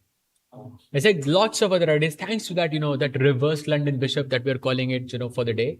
I feel that bishop is the reason why Gukesh has just a winning position here. Says any chance he doesn't take knight takes pawn. Yeah. I think 100%. 100%. Look at the way he's swirling the pawn. Exactly. He knows another pawn is coming his way. He can feel the pawn, another pawn coming his way. So he's just trying to feel it, as much as possible. Knight takes b4 is the move. But a little bit of hesitation. I actually expected him to go knight b4 immediately because queen c7 also he found relatively quite fast. Wow. So let's see what he goes for. But it is completely winning. It is move 20. And by the way, let's jump to Hans versus Andrekin because it looks like Andrekin's streak of 5 draws is about to be over because he's about to win his game. What? He can go bishop takes h3 here. I've been No way. waiting for something like this the entire event and it's about to happen. Bishop takes h3, gh3, queen takes h3, attacking your knight on f1 and knight e1, knight g4. That's GG. Oh my god, let's see how we got here, sir. Just a simple looking rook move, and it's working. Sir, just getting into the game a little bit. What was the difference? Like, why doesn't that work here?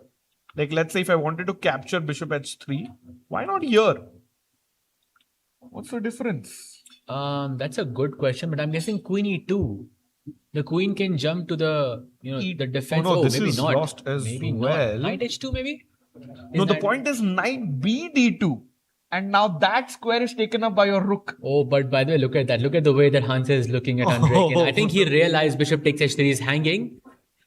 You can see it on Hans's face. It's like a cold shower moment, you know? Yeah. And also considering that Andrekin played bishop e6, he technically is doing bishop takes h3, just removing knight b2. The power of waiting moves.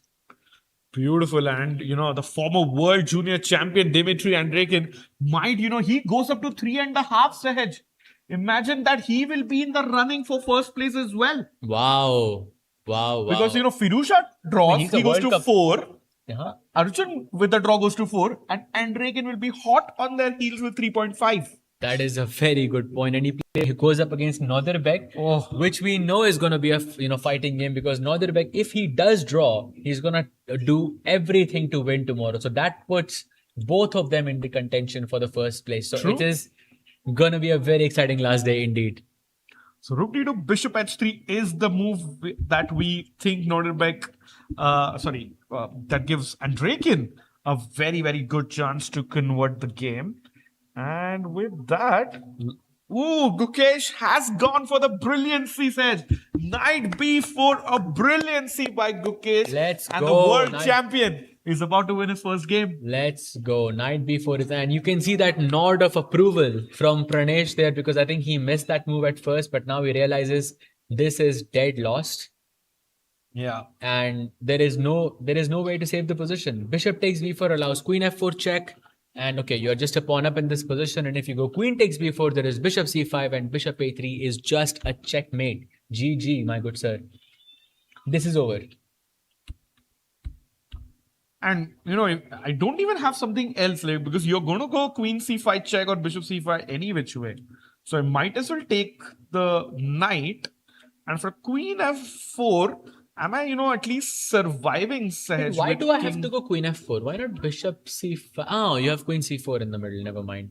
I was thinking bishop c5, queen c5, but there is queen c4. Oh. Because king b2, queen c3 is still a checkmate. Ooh, that's why. That's nice here. King b2, queen c3 is still a mate, but queen c4 is there. So we just deflect the bishop, capture this knight on f4, and say after king b2, d3 is the problem, I think. And bishop c5 is also coming in. Yeah.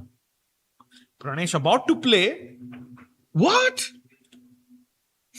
He goes king b2 directly, I think. Oh, but that doesn't really change much in the position. I think d3 anyway, so you can just retreat back knight c6 and, well, you're just a pawn up. Yeah, but you want to finish off the opponent here. You're almost there. So d3 is the move, queen b4, d takes c2, knight takes c2, and you can just chop that pawn on c5 and double bishop advantage, extra pawn, weaker king. I mean, what else do you need? Yeah, I mean, the best try is something like this. Queen g4, there is no king b8 because there's bishop f4. That's an important point. Yeah. Throwing away your advantage in a way. So, but yeah, you just trade the queens. You're a pawn up. And if rook c1? Double bishop advantage. Oh, rook c1, there's rook d2. What am I saying? Yeah. Double bishops, a pawn up on the queen side. Should be GG's. Yeah, just GG's. So I think Gukesh about to win his first game in Chennai against Pranesh. That would put him back to 2-7-1-1, I believe. Yeah. He should get at least 3 or 4 points Nice. against Nice. 2-6-6-6. I think that's at least, built some confidence back. For And sure. I think in the last round, who does he have in the last round? He plays Hans. And if plays Hans Hans. loses today, it's just going to boost our Gukesh's confidence even more. Yeah, that is a good point. And actually, going back to that game of Hans, his opponent has not made a move, by the way. And Draken is still thinking. But that bishop takes h3 is another brilliancy in the position. I think we can do a bit of a deep dive here because bishop h3, gh3, queen h3. White can play the move queen to d1 to defend. Protecting I mean, the that's knight. the only difference between keeping the rook on d1 and keeping the rook on d2, right? If the rook was on d1, you had knight d2. And if the rook is on d2, you have queen d1. That's the only difference. True. And also Now- after queen d1, I can play moves like bishop f1. So. Exactly. So queen d1. Now, how do I carry my position forward is the question. Knight g4, there is bishop f1. Yeah. And in fact, this bishop is hanging. So Yeah. Anything else that you can think of? g4 check. You're just going to capture the e4 pawn and just say, I have 3 pawns for a piece and that's enough? No, that also doesn't work, Sahaj. Oh, then what is the move? Because I think you lose this piece Well, again. Hans is like staring at Andre and I feel like he knows it's a mistake, but we haven't figured out why it's a mistake yet. I think Hans for sure realized it. Like, Yeah, it's on his face that he has realized something is wrong here. Yeah, I think also Andre to some extent has realized something is wrong here, but I'm not really sure if he goes ahead with the plan because the follow-up is not really simple enough. Yeah, the problem is, you have to find something like bishop c7 or the insane doubling down on the craziness with knight to d5, Sahaj. And the point is, you can't capture the knight because e4 is a check. So he has to find one of these two moves. Wow, knight d5 is beautiful. E takes d5, e4 check. And if you played king h1, not ef3, we'll play queen h3 check first. And then take on f3, just for style points. And now knight h4. I don't know if this is working. Okay, that's too much it's style. not. Never mind. So Yeah, pawn takes f3 and we're good. Yeah, no time for bishop f1 stopping this mate, but there is this check. 100%. That looks quite promising, I think, for black, but difficult to find over the board. But hey, Andre needs time to find all of this, but guess what? He does have an extra half an hour in comparison to Hans. So he does have the time. He can take his time and calculate the complexities of this position. Yeah. The question is, does he go for it or not? I think he does. Donnie in the chat is saying, I would love to see Hans win. I think that is possible, but only if Andreken does not go for bishop h3. There is a mistake by the world champion. There is a mistake by the world champion, and now the position is equal. Okay, not equal, but it's not winning anymore. No way. He did not play d3. Why did he not play d3? Why not d3, Sahaj? Opening up the lines for the queen. Oh my god, d3 was completely winning, and he, kind of goes back with his knight. And the problem is, Sahaj, your threat of d3 is completely stopped with bishop d3, blockading that pawn from moving, and Pranesh is still alive and, breathing. Yeah, for sure. Wow. Yeah, Gukesh made mistake. Now it's from plus 2.2, it's just 0.8, which means Pranesh absolutely back in the game. You do not want to give Pranesh this chance because, just from my own personal experience, I can tell you that out of like 4 games we've played on Title Tuesdays and other chess.com events, I have had a winning position 4 out of 4 times against Pranesh, and each of those times I have lost. Because you get into a winning position against Pranesh, and then he somehow finds a way to defend and then come back. So you never give chances like that to Pranesh. Yes, my take from all of this. Absolutely, Sahaj. I fully agree. And speaking of giving chances, shout out to Team MGD1 who came up with this idea of hosting a qualifier for anyone. And in fact, you played Pranesh in round 1 of the online qualifier. Yeah. You were about to beat Pranesh, and that's when the story happened that you. No. That time I won. Oh, that time. you That was gave the one. only time because Okay. at that point I was thinking to myself, this has happened 4 times. No. So I was locked in. I was like, there is no chance I'm gonna give him anymore. And but yeah, that was fortunate for me there. But before that, I think this one game I remember, I was actually streaming that as well. But it was some Warrel. He basically dropped a piece, like a full piece on move 10, but I still lost because he finds a way to be tricky and he finds those defensive resources. He's very good at finding those defensive resources. And you never want to give him a chance. If you think it's winning, just finish off the game as quickly as possible. True. So coming back to the game, I think bishop takes c5 is a possibility here. Bishop takes d3 is a possibility here. If I do go bishop takes d3, white will go knight takes d3, and then pawn e5 is protected. And if I go bishop c5, then there is bishop takes h7, rook takes h7. And I'm thinking about queen c2, but I see you have queen b6 check. No, not queen c2 here. Bishop h7, king rook h7, and like queen double c2. attack. Yeah. I don't know if this works. Queen b6 check perhaps is a possibility here. King a1, I guess. Rook h8. Now I also have this move. Oh, d3. I didn't even see. Wow. And knight d3, I have a check. Why not rook d3? Oh, with queen d3, bishop d4, bishop c3. This is such a difficult position to play. Wow. I mean, I think the world champion has to start finding a win from scratch now. Basically, yes. It's not winning anymore. It was winning, I think, one move back, but it's not winning anymore. Let's check that out, because Cricket Shots in the chat is saying, why not is this D3? the same guy from last time? Exactly. If he's still in the hall, I mean, he was telling us the moves last time. No, but he's asking a very fair question. D3 makes a lot of sense. Why didn't Black play that move? Did he see some ghosts, Sedge, for example, after D3? It's a good question. It's a good look. 2024 Gukesh plays D3 in 2 seconds. Yeah. So fair. I mean, not really sure why you don't play something like D3. Maybe he doesn't like bishop F3. Maybe he didn't like the simplification with queen B4, or maybe it was just one of those, lazy moves, because you've already done all the calculation with knight B4. You think you're winning, and then you're like, okay, anything is going to be winning. And sometimes you make compromises like this. I think the one instance I can think of is the match of Sindarov against, I think it was Esipenko, where he was completely winning in candidates with the black pieces. He had that crazy queenside attack, and then he exchanged the pieces and went into some endgame. That was, I think, one of those compromising moments for Sindarov, because I think because the tournament was so long and it was tiring. I think you sometimes make moves like that, which compromises the quality of the position because you're tired, which actually makes a lot of sense. Yeah.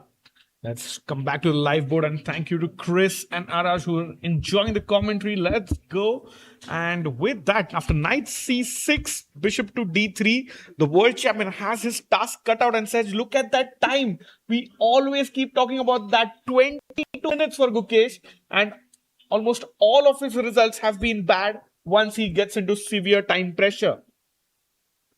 100%. So let's see what happens after bishop d3.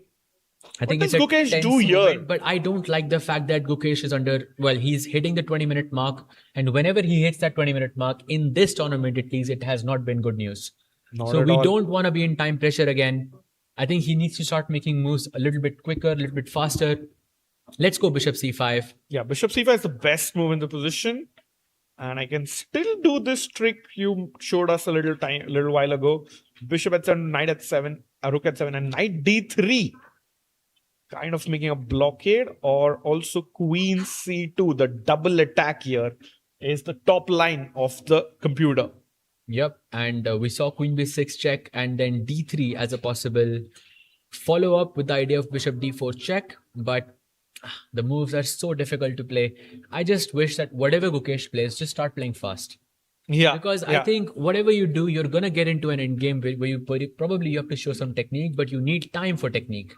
And says, speaking of technique, there is one thing that Black has to improve in this position is the placement of the rook. So the best move is here, you just go back to your rook, protecting and connecting both the rooks. Exactly. I love that move with the idea of rook e8. There are two open files, well, three open files in this position. You're teaching one of you have two rooks only. Let's place them on the open file, and the position will just follow, or will just play by itself. Let's go. Bishop d3. He's taking way too much time to play bishop takes c5, and I think it's only decisions like that where I think it should take 1 minute, 2 minutes, because I think before he played knight c6, he would have looked at bishop d3. What other move is there for sure? Like, because let's go back one move. I think at the moment knight c6 was played, I see 30 seconds on my screen. I think it was more than that. But after knight c6, there is no other move for white besides bishop d3. True. Because otherwise black is going to play d3. So bishop d3, I think, Maybe is something he would have as well in Gukesh's defense. Knight d3. Yeah. But takes bishop c5. You can just end your calculation there. No, you're 2 Yeah, pawns at up. least, yeah. You're 2 pawns up. I mean, Correct. whether it's Fair. winning or not is irrelevant. You have 2 pawns. So bishop d3, I think, is the only other move that does not give 2 pawns to, his opponent. And so after bishop d3, whether you take on d3, whether you take on c5, it hardly makes a difference. Just make a move, play fast, because it's already under 20 minutes now. Yeah, and Chris says he's going to win this, while Shaurya says this game is going to be decisive either way. I think so. There are no draws possible in this. It's either that Gukesh wins this or blunders in time pressure and Pranesh takes it home. You think that it's possible that Pranesh could win this? Yeah, I mean, look at this time. Yeah. If he gets into time pressure, it's highly likely. You know, this would be exactly like his yesterday's game, because he was winning in that game as well. He was plus 3. Now he is minus 3. And again, getting into the same pattern where let's just hope there is no repetition here anymore. If there is a repetition, then let's hope that Gukesh takes the repetition, especially if he has less than 5 minutes, because that did not turn out well yesterday. Yeah, a few people also predicting that it may end in a draw. We'll see how this one goes. He's under that 20-minute mark, Sahaj. And just to complete the Chennai Grandmasters event, so they held an online qualifier last year. Pranesh won that qualifier. Then he played in the Challengers. He won the Challengers. And now he's playing the World Champion. So it's like a nice, full circle moment here if Pranesh can actually hold his own against the World Champion. Yeah, 100%. Also, they're both from Chennai. So, oh, yes. That's another factor here. I think they have their own local, championship going on over here. And, it's Chennai. Local championship means, two 2700s playing against each other. And I think he's going for a move. He's going for the bishop. Please go for it. Please play it quickly. Okay, he takes the pawn on c5. Let's go. I think good move, but I still think a little bit too long, I think he took for this move. And I think such decisions, or the lack of decisions, add on to the end. He has 18 minutes now. He took 11 minutes and 22 seconds to play bishop c5. I don't think I think that's maybe a little bit too much time for a move like bishop c5. Yeah, fully agreed. 5 minutes would have been good enough. Bishop c5 is, your bishop is in the, on its original square. It's a free pawn. Take it. If you don't see any way for your opponent to kind of get compensation back, then it's good enough. 2 pawns are still 2 pawns. For sure. And no time increment after move 40. Chat is reminding us, and they're saying it's not the same in BL or in the World Championship. But guess what? There is no time increment. There's no additional time. After the 40th move, there is a 30-second increment, but that's about it. So 100%. This game is definitely heating up with Pranesh getting a glimmer of hope. But meanwhile, let's maybe check out Arjun. Speaking of heating up, let's look at a game that is not heating up, which is the game of Arjun and Nihal. Okay, not heating up. It looks like Arjun has sacked a pawn. He's got a rook on the 7th rank. But let's take it from here, Sahaj. Yeah, takes. I can't really see the move, so please show me what's happening here. Bishop takes d6, yeah. Queen check. We discussed this actually. Queen f8. And Arjun trades the queens as well. And oh, wow. d5. I love that move. Very thematic, because had he kept the pawn on d4, it would have become a weakness. Black could play bishop e6, bishop d5. Blockade. And the pawn on d4 is still isolated. But by pushing d5, he says, okay, you don't have that nice square on d5 anymore. And if you take on d5, your pawn becomes isolated. And on top of all of this, I've got an open file and access to the 7th rank. Beautiful move by Arjun. Yeah, and just one piggybacking on your point, Sahaj. Knight d4. blockading the pawn, and I'm going to play like a good knight versus a bad bishop endgame. Exactly. Good knight, bad bishop, indeed. So rook c1 followed. King e7. Again, blue arrow. He had to play this move. Otherwise, Nihal is just winning after king to d6. So rook's check. King f6. And calmly brings his king. And the point is, this bishop can't move because rook takes pawn is hanging. And completely in the balance edge. Balanced, yes. But, white is a pawn down. White has more active pieces. That bishop on c8 is a horrible piece. But maybe rook b8, bishop e6 is saving the position more or less. But king e2 is probably what you're going to go for.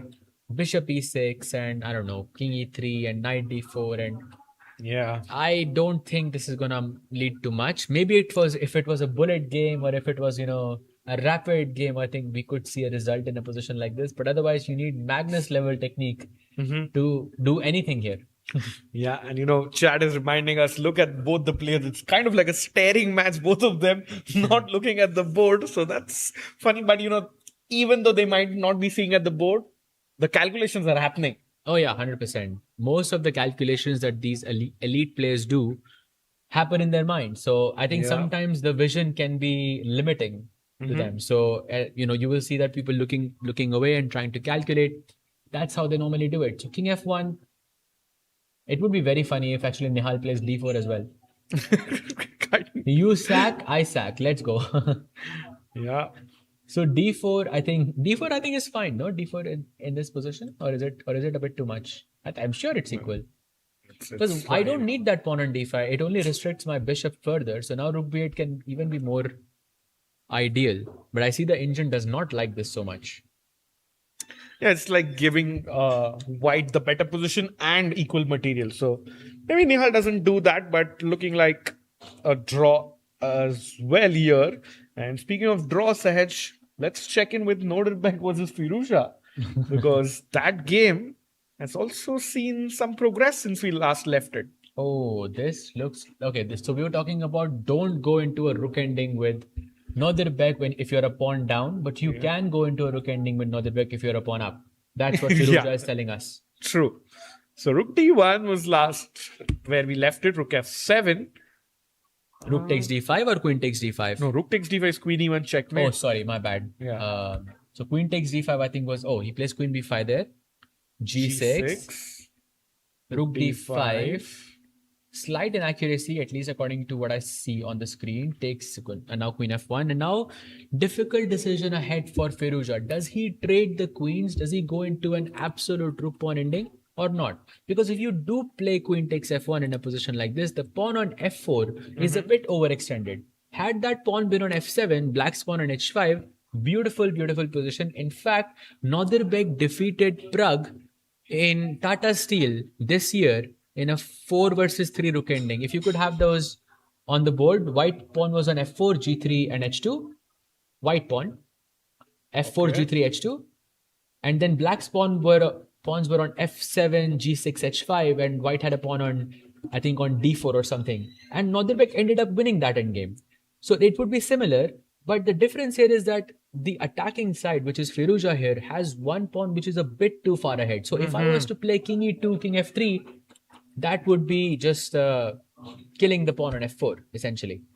Yeah, that's a very good point and fantastic point there about the Nordirbeck versus Prague back in Tata Steel. I mean, it's very similar, like how you connected the dots there, Sahaj. But looks like this game is heading to a draw. But one game that isn't, Sahaj, is let's go Dmitry Andreikin, because he has gone for that crazy line with bishop h3. Wow, that's a brilliancy on the board. Double exclamation mark. The point is you chop, queen takes. We saw this, we discussed it earlier. Queen d1, only move in the position. And now queen g4 check, also the only move, and played by Andreikin. Hans gets his king out of the way. And now the ball in Andreikin's court. So knight takes c4 is a free pawn, right? Because I see if you take, there is rook d6, queen d6 and queen b1 hangs. Yeah, so let's show that actually. Knight e4, the best move in the position. Wait, he's not going for it. He is going for it. He's going for it. E4. So 3 pawns for a piece. You're not down in material anymore. Yeah, and the point is, this looks like a free bishop, but you can't go for that because queen b1 is a check and you also lose this. Also, I'm sorry, but Hans does not look happy here. Yeah. I think both players realize that this is maybe a bit more comfortable for black. I mean, I don't think black is winning, but I mean, if I asked anyone here, would you rather be white here or black? I mean, it's not even a question, right? For sure, I think. Now, black just has the easier game out of the two. 3 extra pawns here on the right side of the board. It's 4 versus 1, in fact, in any ensuing endgame. So I think Andreken in the driver's seat here. Yeah. And if I played knight c5? Yeah, I cannot take because this rook hangs. And also in the end, it's a check. So queen takes b1 does not do any damage to me whatsoever. That's a great point, actually. It's a check, so no time for black to capture any of these pieces. So knight c5, probably I just move away with my queen, like queen f5 or queen g4. Maybe. Oh no, this is hanging. Queen f5 because you want to keep an eye. Keep an eye on the b1's rook over there. I Right. think that's the whole point. And look at this edge. After queen f5, the best move in the position for Hans is knight to g1, or else he's in big trouble. Wow, knight g1. Actually, no, it wasn't played yet, I think, but he has made a move, right? Yeah, Hans has played a move. It is knight to c5. And again, Hans just having those 18 minutes. Yeah, 18 minutes on the clock, and he definitely does not look happy with. I think maybe he missed bishop h3. Sahaj, speaking of missing something, the world champion has missed something. Wow. Again, Pranesh is better now. Big mistake by Gukesh. Oh, that's bad. So we saw this Wait bishop. a second. Yeah. Isn't that just a piece? Rook d5 and there is queen c4, right? Exactly. So you can't say it's a mistake and go 3 moves before Rakesh. No, I was just showing how we got there. Show me how we got there. Sorry about that. You look super pissed. I'm so like sad here because it was such a winning position, -2, and it feels like the same story as yesterday. It's repeating. Oh my god, this is sad. Queen c4, Sahaj, a blue arrow, which means that's the only move for Pranesh, but it hits the knight. Sorry, hits the bishop and the rook. And look at that time. 12 minutes, 59 seconds. So not a good position. Nothing on the clock. What is happening to our world champion? At least to his defense, there was no repetition this time. There was no repetition this time. So it was a different mistake, yeah? Man, I need to do my breathing exercises now. This is looking... And he plays queen c4. Wow. Okay, but he's not worse. It's still equal. Maybe. Maybe. I hope so. So queen c4, queen d6 is forced. Okay, that's... Yeah, I see it. I see it. Like, I see something really crazy. That's why I'm showing this to you. Queen d6. Let's go. Bishop f4. Okay. Bishop a3 check. Only move, by the way, I think. Okay. King a1. If I go here... Why would you go there? This is a pin, so... Rook b5. Oh, rook b5, queen b5, yeah? Tricky. Queen e6 is the winning idea for Gukesh. But I'll let you finish your variation. King a1. I mean, I think anyone will play king a1 here. Okay. Queen d7 and rook b1. And I see the threats of rook takes b7, queen takes c6, rook b3, rook b1, and you cannot convince me that this position with 10 minutes on the clock is savable. Gukesh about to play. Queen d6 only move. Remember that? Ooh, I just saw an insane variation in your variation, Sahaj. We'll just wait. You see Firuzja coming over. They know something is amiss. Gukesh was completely winning. Queen d6 only move. Knight is attacking the bishop. Queen is attacking the rook. You have to defend both these pieces. Queen d6, of course, because did he miss queen c4 or? I mean, tell me. Can you show me the last move? Now it's a good moment to see how it happened. Sorry. So bishop at 7, rook at 7, knight d3 by Pranesh, and Gukesh could have just won. Like, was better with bishop d6. I'm sorry, but this doesn't make any sense to me. Why rook d5 here? Did he think his rook was on h7 or h8? Because he could play rook d8 after queen c4. Oh. I mean, he could, right? Like, No, but maybe then he knight thought, c5. then knight e5, no? Okay. You know, Maybe he thought, he wanted the rook. yeah, maybe, I mean, it's like you often think of chess like, and you often assume, and you can look at pieces from the corner of your eye and you can miss things like that. I don't know. I'm trying to explain how it could have happened. No, I also could have just shown the variation because Gukesh, as we know, is going to take another thing. He might go below the 10-minute mark, but Sahaj, coming back to your variation here, queen c4, queen d6 is going to be possible. Bishop f4, bishop a3 check, king goes back in the corner, and says, look at this variation that you were showing us. Rook b1. Let's say black wants to improve his rook in the corner. He comes rook h8, idea of bringing the rook back. I go rook b3, kicking your bishop away. Just humor me. Bishop e7 back. Now I come rook to c1. I see it. And there's no time for you to do stuff like g5 because queen takes a6. A queen sacrifice, pawn takes, and rook b8 is a checkmate. You know, this reminds me of Magnus Karyakin, World Championship match. Queen h6. Queen h6, exactly. You know your stuff, yeah? Yeah. Queen h6. And Gukesh under the 10-minute mark now. Sahaj, I'm feeling scared. He's down on the clock. He's down in the position now as well. I mean, I know the bar is showing zeros, but this is impossible to save, I think. But especially considering the momentum shift, I think it's impossible. Nearly impossible. Yeah. Maybe knight e7. Like, let's say I don't give you the attack. I have bishop a3 check as a threat and I'm Knight e7 here. Is that a blunder? That's a big blunder. Queen d6 is the only move that keeps him why? alive. Because rook c1, pin and win. You know, I was thinking you would play bishop f4 and I was hoping you would miss bishop a3 check. I'd give up a free queen. Yeah, that's my hope, but I don't think it's a good hope. So knight e7 doesn't work. There's no other way to stop both. Oh, I think I realized what he missed. I think he saw bishop a3 check. In this position? Yeah, king a3 and rook b5 is what he saw. Rook b5? Yeah, there must be like one way to win here. Like queen d6 check looks like your king is under attack, no? But can't I like block it with all my might? And knight c5, there's always going to be b6. But okay, like this is all speculation. We're not really sure what he missed. But what I'm not missing is he's under 8.5 minutes now. Wow. You know, to take us through the craziness, we want Sahil, bhai. Because it's heating up, Sahil. Oh wow! I've been watching the game, but I've been holding on to my heart with dear life because I still can't believe what just happened. And I was reading the comments in the chat as well. Like chat can't believe it either. What was the defining move? The one move which you think changed everything? The last one. The last one. Literally the last one. Bishop d6, just tucking the bishop away. King b8. You are 2 pawns up. No counterplay. You're good.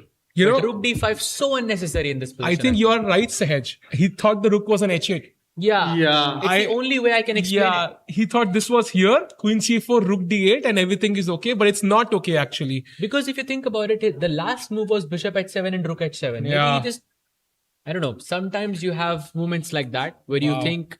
And it reminds you of what you said, right? Like he didn't notice rook a1. The knight was on b3 in the last game. Yeah. It's very similar to this one as well. So going to the live position now, it does feel like Gukesh is under pressure. And is queen d6 the only move? And that's what I don't understand. Why is he taking time to think now? It's an only move. The only move that does not lose a piece in this position is queen d6. Sahaj, our mod SLK Chess on the Chess24 chat is saying he can see Gukesh lose this game. Your thoughts on that? I think even I can see.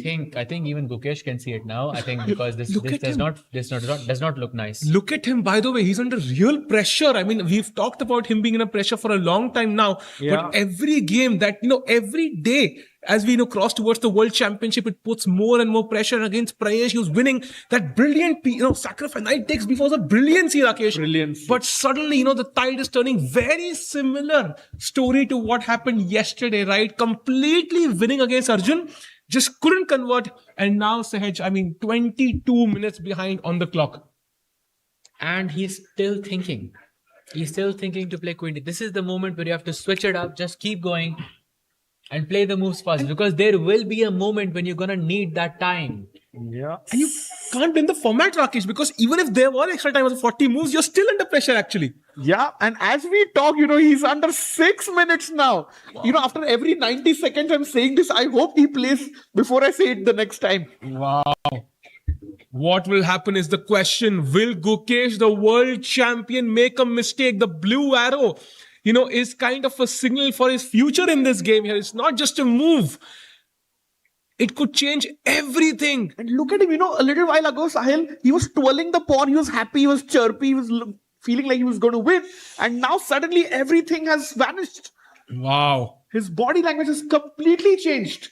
So how many results are we expecting today? Andreikin slightly better, of course. Yeah. Nihal slightly better against Arjun. But okay, very likely a draw, right? I'm expecting there. But this game, anything can happen. And it was looking like, Black is pushing in all of the 4 games, Sahaj. But now, from this, looking at Pranesh might be taking over as Gukesh slides under the 5-minute mark. Sahaj, we have a comment. I am speechless. Why is Sahil yelling so much? Bro, you should listen to me after the tournament ends. This is like 10% of my screaming, because every game is the same story right now. And of course, let's see if the world champion can, find his inner strength to come up with the best moves. Queen d6 is the move indeed he needs to find. Any other move that comes to mind here, Sahaj? No. We discussed 97. You're attacking. No, 97, bishop f4 is winning. Rook c1 is winning. C1. Because your only threat is bishop a3 check, and we already addressed this, that there is nothing. Once you see rook c1, it's not working anymore. Just play the move.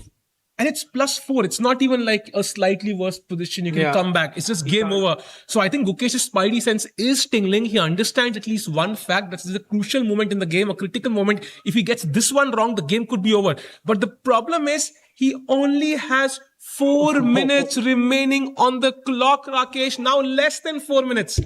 I think he has frozen. He just can't seem to come to a conclusion and make a move. 3 minutes world now. Champion, you got to move. 3 minutes now. No, please go back to the original position. It looks like he's losing right now.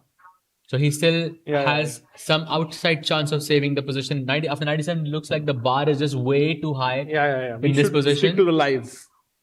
Let's see what happens. By the way, just updating everyone on the other boards. Looks like He plays Queen d6, played on the board. That's the good news here. And Queen c4 instantly responded by Pranesh as well. By the way, just updating on the other boards. Arjun Nihal looks equalist.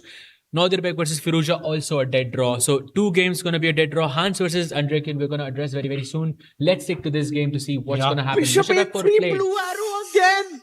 It's the only move, Sahil. Wow. And we saw the only move dance yesterday as well. Both the players had to come up with those moves, and they did until the very end when time pressure caused a blunder. Will we see the same story again? Bishop a3. I wouldn't say that feels like the only move here though, Rakesh. It doesn't, the queen is hanging and the queen is protecting the rook and the bishop. So kind of looks obvious, and he does go for it. Oh, he does go for it. Very important, yeah. Bishop a3. Now where do you put the king? King a1 only move for Pranesh now. Yeah, but you wouldn't put it on. That's a simple move. Yeah. Played. He's so smart. He's playing on Gukesh's time. He's just taking a page out of Arjun's book. Exactly what Arjun did yesterday. Exactly. Oh man, we might see history. This game is extremely important, everyone, because the lowest rated player as a world champion was Anatoly Karpov, who went down to 27.05. If Gukesh loses, he goes below that mark as well. Wow, Queen d7, best move played. I think you guys were discussing this. Now Rook b1, right? And then Rook c1 was the plan, I think. Yeah. Something like that. Correct. So Rook b1, but it's such a natural looking move. You want to put your Rook on a semi-open file, Rook b3, Rook b1, and just sack something. That's it. Wow. And I think that's the point, right? White's moves are much simpler to play. Like even in bullet chess, you would think, okay, I want to get to the king. I can't go to c1. Let me go to b1. Simple. And kick the bishop away with Rook b3. And look at that Rook in the top right corner. It should be on h8. Why is it on h7? Okay, 4 minutes dot for Gukesh. 28 minutes for Pranesh here. This is extremely tough. And Wow. Sahil, if my math is right, that's 7x the time. 7x, more than 7x actually. What will Pranesh do now? Because he would also sense the momentum shifting, right? 100%. He has that scary number next to his rating as well, 2666, Sahil. So Pranesh he's not won yet, but what a day this would be if he wins. Yeah, It would and be, I think, Pranesh's biggest win of his career. For sure. yeah. And by the way, it seems like Nodrbek is a pawn down in rook endgame. Yeah, but it's completely Yeah, equal. that's Maybe I think we equal. should stick to Then this one unless it's a big difference. Arjun Nihal is slightly better, but again, looks like it's going to be equal. Hans Niemann against Endrekin looks very complicated, but okay, I think this game is the sharpest one right now. One move could decide the game.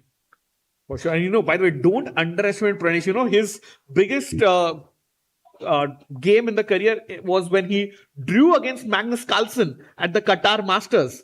So he has been, playing strong against the top level players. 100%. Yeah, and right now, Queen D7, Pranesh considering all his options, what can he do? Rook B1 should be an automatic idea.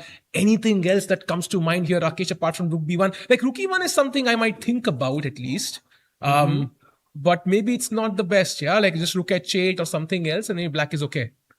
Wait, that would also, just to answer your point, that was a draw, right? I mean, if he beats the world champion, that would that's be, bigger. I think, huge 100%. in that sense. I like Rook E1, but Sehaj's idea that he showed earlier, just Rook B1, kicking Let's say the Rook bishop H8, away, and Rook then B3, and oh no, that's not. oh good. wait, B5. Wait, Rook B1 played. Rook B1 played. Let's stick to the line Okay, position. wow. Okay, there is potential. Okay, there are tricks still, yeah? No, but why Rook B3? Why not Rook B6? That's even sharper. That's no? a very good point, actually. So, Very good point. Rook H8, I think, makes sense. Like, I want to make sure my rook is not just sightseeing here. So, Rook H8. And now, Rook B6, I really like, actually. Just stopping that B pawn in its tracks. And now, what can black do? It's a very good question. Maybe Rook B5 and then Knight E5 is there. Oh, Knight E5, Bishop B2 check. That's very important. Okay, Yes. take. And now? But No, before this. Okay. Rook Knight E5, there is Bishop B2 check. That's very important. King B1, Queen F5 check, I think. Wow, there are so many tactics here, yeah? But he has to play fast. So many tactics in just 3 minutes. Okay. If you had to choose a color here, same situation, same time, everything, which color are you choosing? White or black? White without a He just heartbeat. played B5. What? He just played B5. I don't know if that is good or not, but that does not look very That is bad. That is bad. Gukesh is now officially losing. It's plus 2.6 evaluation for And he white now. plays immediately. Pranesh is not thinking at all. Wow. Look at how it was complete silence in the hall after Gukesh blundered Rakesh. We could feel the pin drop silence. Queen B3. Gukesh is now going down to Pranesh. Pranesh could cause the biggest upset of his life and of the tournament.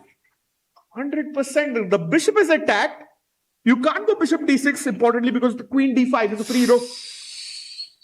There is no check, no discovered check possible in that position anymore. So you have to go something like bishop e7 or bishop f8. And then there is rook hc1 and wow. This is +4, according Wow. to the cloud engine. And if the game continues on its current contours, that means Gukesh will drop down to 2702, I think, right? Or 2703. Wow. And that would No, make yes, him the I think. lowest rated world champion ever in history. Maybe more, I think 2701 or something. Oh, wow. Okay, that's not making it easier. Wow.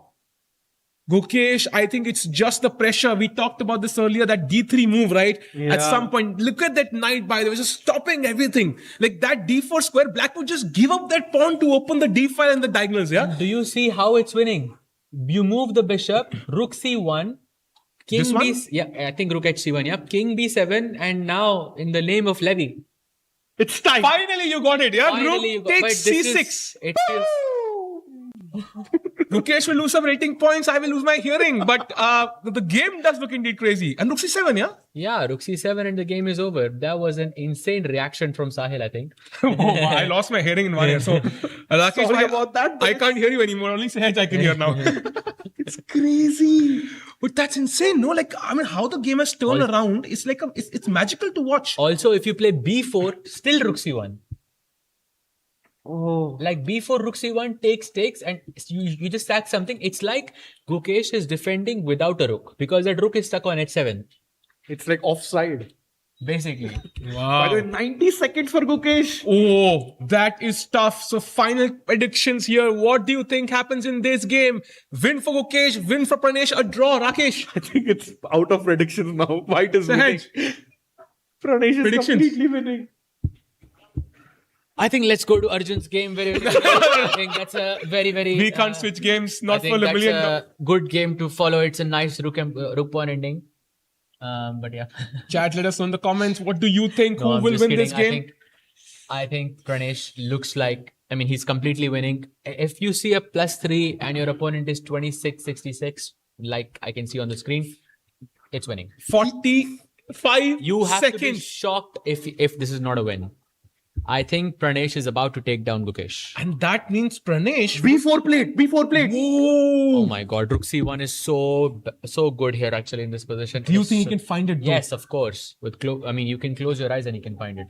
I think if this was a Title Tuesday match, and I know this because I've played Pranesh so many times in Title Tuesday, he will play rook c1 here without even thinking.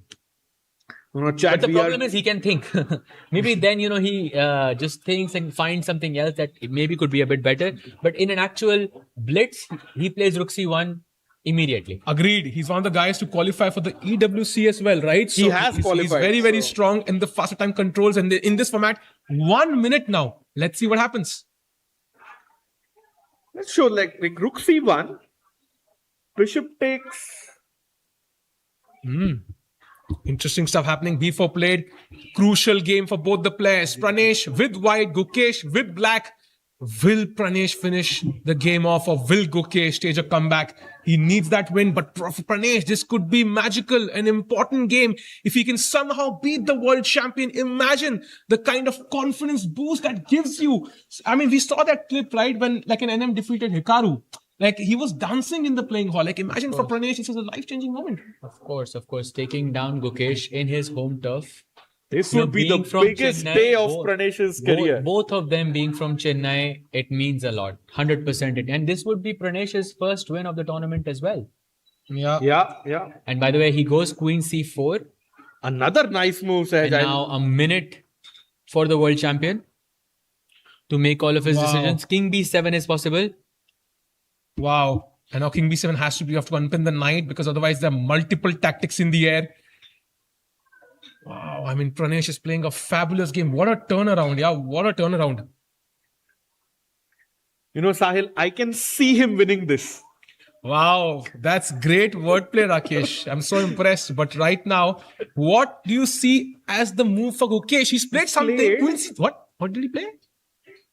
Don't see it. King D8. The king is running, but still look at that rook on h7, Rakesh. He's essentially playing a rook down in this position right now. Why is it on h7? It should be on h8, on its birth square.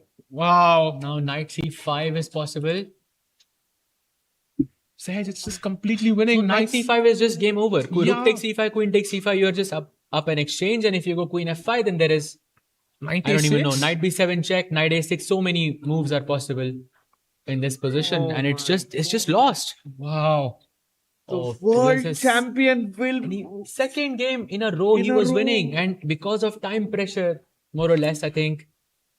And Just you slips have away. to wonder, tonight is not going to be a good night for Gukesh. I think he will be in his thoughts. It's going to be very hard to digest. He's in his hometown, of course, Chennai. This is where the journey started for him, right? He won the Chennai Grand Masters, qualified to the candidates, won the candidates, qualified to the World Championship, won the World Championship, became a world champion. He literally did he checked off every box on his to-do list. And right now it's kind of, in the same tournament, he's not doing well. He will be officially at the bottom of the standings. And if, let's say, Pranesh does win, he goes to 3 points. Hands even if he manages to draw, he could be like 1 point, in last place by 1 point. So that's very sad, actually. Yeah, very sad indeed. Very, very sad. Let's see what he goes for. 24 minutes. 24 minutes is what Pranesh has in a winning position. This is all that it comes down Gukesh to has at the end of the day. exactly 1 minute. Knight c5 played. Knight c5 played. Wow, this is turning out to be a great comeback from Pranesh. Similar story as yesterday. Now what does Gukesh do? He has no time. 55 seconds on the clock. Oh my. I have a feeling this is going to end soon. I do get that feeling, Rakesh. And also, black has no squares. Yeah, where do you put the queen actually? You have to defend the rook, right? So queen f5 Queen seems to be the F5. only move. Yeah. Queen f5, and now then you just pick up the a6 pawn, you attack the knight. I mean, this bishop c7, rook e1 incoming, and it's about checkmate time, yeah? 30 seconds for the world champion. Gukesh has to play. He goes queen f5. Wow, on the board. Will this be over in the next 5 moves or maybe next 3 moves? Gukesh might just resign because he's not in the best shape of mind here to even defend your side. Look at Pranesh's confidence. He's playing every move within a minute. Of course, because Wait, king d7, g4, resigns? G4 resigns. Yeah, that is it. Oh, he played it! Wow, what a move! What a move! That is the end. That is where Gukesh, even if he's not seen it, will realize the game is over. The world champion going down for the 3rd time in 6 rounds. That's insane. That's unbelievable. And with this, Gukesh's rating will drop down to 2702 at least. And if he were to lose today, he will go below 2700. No, he doesn't. Tomorrow if he loses, yes. Yeah, he will be on the cusp of 2600 and in the wrong direction. Wow. And maybe, if Pranesh wins, once it's over, it would be nice to have him here to get his thoughts. Queen e4 by Gukesh. Okay, but this is like Rukechi on with tempo. Huh? Like, so everything is happening with tempo now. Oh my God, man. Sahil and Saj, we are about to witness history. Gukesh will be the lowest rated world champion in history. What? That is an unbelievable statistic, Rakesh. Yeah. And that just points out that the crown is heavy. We saw it with Ding. I think he struggled with form. Yes. Now we see Gukesh. The pressure is real. And he plays Hans with back tomorrow. That's not an easy pairing at all. Absolutely. Hans has had a great last, year, I think, overall, getting a bunch of rating, has qualified to the US Olympiad team as well. Yeah. So he's on a high, maybe not having the best of events, but I mean, it's not going to be an easy match. Oh, there's a very nice tactic. Rook e1, Okay. queen f3, queen. Let's play queen g2 just for the tactic. Yeah, rook e1, queen Queen g2. g2, Played. knight d8. Oh. You see it, right? Oh. You see it. You see the idea. Knight d8, queen c7 is mate. Wow. And I mean, this is where he resigns. Yeah, I think Gukesh resigns. He's going to play queen f3, I think. I think it is. Oh, he plays goes queen f3. No, because you have queen g3 check. Oh, that's a big threat. Okay, now, how does Pranesh finish off the game? Knight c5 check is completely winning. King d8? Knight d3, no? Just pulling back. And Just again, stopping queen d3 check and queen c6 hanging or queen d5 hanging. imagine this pawn was not there. Like black would have infinite number of chances, in the last 10 moves or so. So the black pawn had to be pushed early in that game. Gukesh kind of hesitated, put the knight back to c6, from an active position. And now he's struggling and he would love to put that pieces again there. But he would love to move this pawn, but it's not possible. Especially that rook on h8. He wants that rook on h8. That's a sad piece, by the way. So we do have it is possible for Gukesh to increase his rating back, in the Olympiad itself. And, Gukesh is known to kind of play extremely well in the Olympiad. So still, maybe, for the World Championship, it is possible that he can, gain it back. But for now, this looks very bad, yes. That would be his 3rd loss and he's still winless. Speaking of the World Championship, after today's game, there will be a 75-point rating difference between Gukesh and Sindaro. Wow. And Gukesh, I think, and if he loses, he might go below Vidit in the ratings, right? I think he loses tomorrow. I think so. Yeah. You're right. By the way, let's see the finishing touches by Pranesh M, the online qualifier last year, the winner of the Challengers last year. What a chance he got to play the world champion. Rook b3, what a move. What a move. Wow. I messed this completely, but what a move. Queen f4, queen d5, and you can just resign and here. Queen g2 is f3, rubbing it in. Now we can move the golden pawn, Wow. Or c5 check, anything kind of works. Actually, queen g2, knight d8 would be a nice way to finish the game. Wow, that's actually very pretty. 40 seconds for Gukesh. Wow, man. I think this has been an insane comeback from Pranesh, who, by the way, gets probably this is the highest rated win he has in his life. It's possible. Yes. Yeah, for sure. I think this So would he be has two draws with Magnus and Arjun. Oh, what does Gukesh Gukesh still playing on? He's played, I think. Oh, he takes the Queen bishop. D5, King C7. And now Rook F3, Rook F7 seems to be. Oh, that's even. Taking the Rook. And still that Rook on H7 is so bad. Pranesh he's doing it smartly. He knows it's the biggest moment of his career. Drink some water to calm himself down. He's enjoying it, I think. If you've seen that movie, I think Pursuit of Happiness, you know, when he says, that this little moment is the happy moment for a happiness or something like that. Also, you have to be careful to not play. You can play Rook F3 to kick the queen, but you can also play Rook E4, where Queen C1, Rook B1, Bishop B2 is checkmate. Beautiful. Yeah. That's a nice move and nice trap there. Totally, that's what I would play. But Pranesh here in this position playing so beautifully. Wow. I think it's time. The game is about to be over. And Pranesh is going to take down the world champion. And the tournament is turning into a nightmare for Gukesh, unfortunately. But he will resign. And Pranesh will get his, I think, first win of the event. First win. Look at Gukesh Sahil.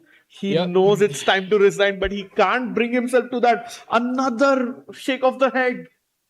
That is it. I think he can just resign Scratches now. his head, but no moves coming to mind. There is no move. Absolutely no moves. And it's exactly the same story as yesterday. It's very sad for the world champion, but wow.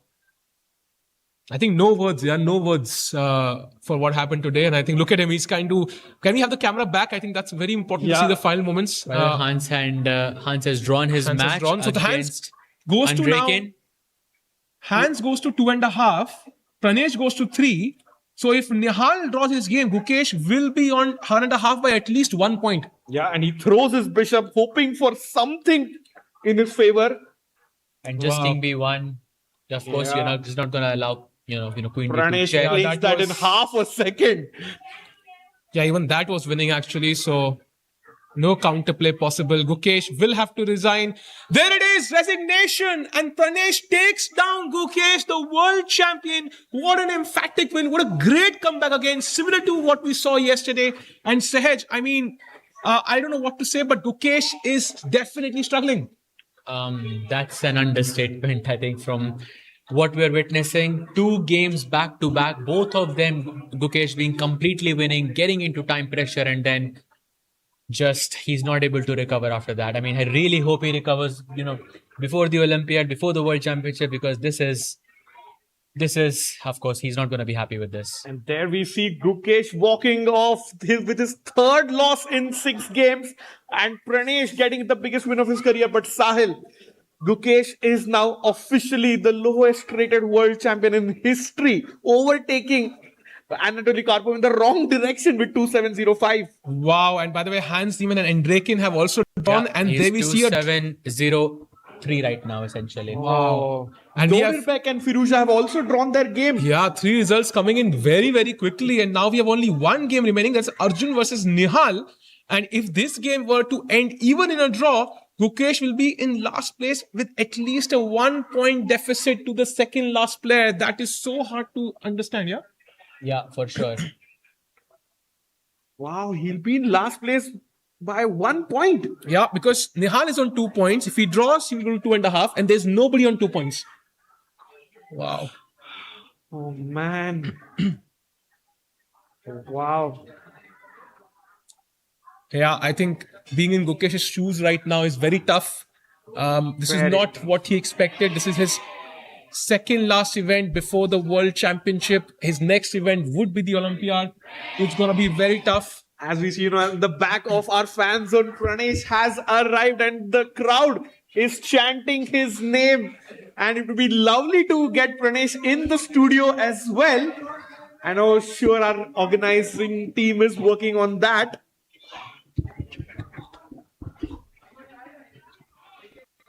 Wow. What a turn of events. Yep. We can hear the crowd in the back. People celebrating the victory of Pranesh against the world champion. And what a game it was. Yeah, I mean, he played absolutely fearless and it paid off at the end. Absolutely. He played completely fearless and he was rewarded, Saj. Yeah, absolutely. I think he played on Gukesh's time.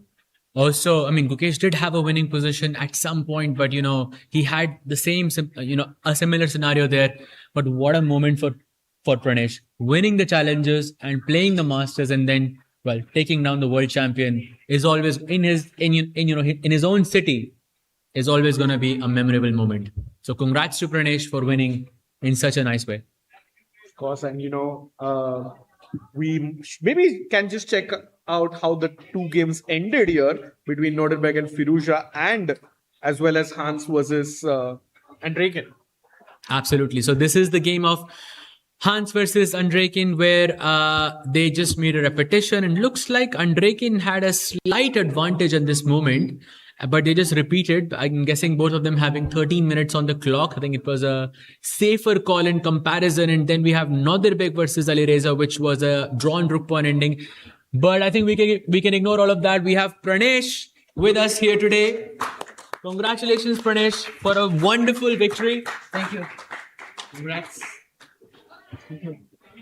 How does it feel? It feels kind of relieved, yeah. Kind of relieved? Yeah, after 6 rounds, I'm getting the first win. So Absolutely. And fully deserved in that sense. You were... I think you were trying to play very aggressive from the opening itself. yeah. What have Pranesh's game as Yeah, well? absolutely. So I think we can go through it from the... Have you looked at the game so far with an engine yet? No. You have not looked at it. No. Do you prefer that I keep it on or no? No, it's fine. You can- It's fine? Okay, perfect. So I think let's go here. We did a lot of analysis over here. So tell us from the beginning, were you surprised with the Caro-Kann?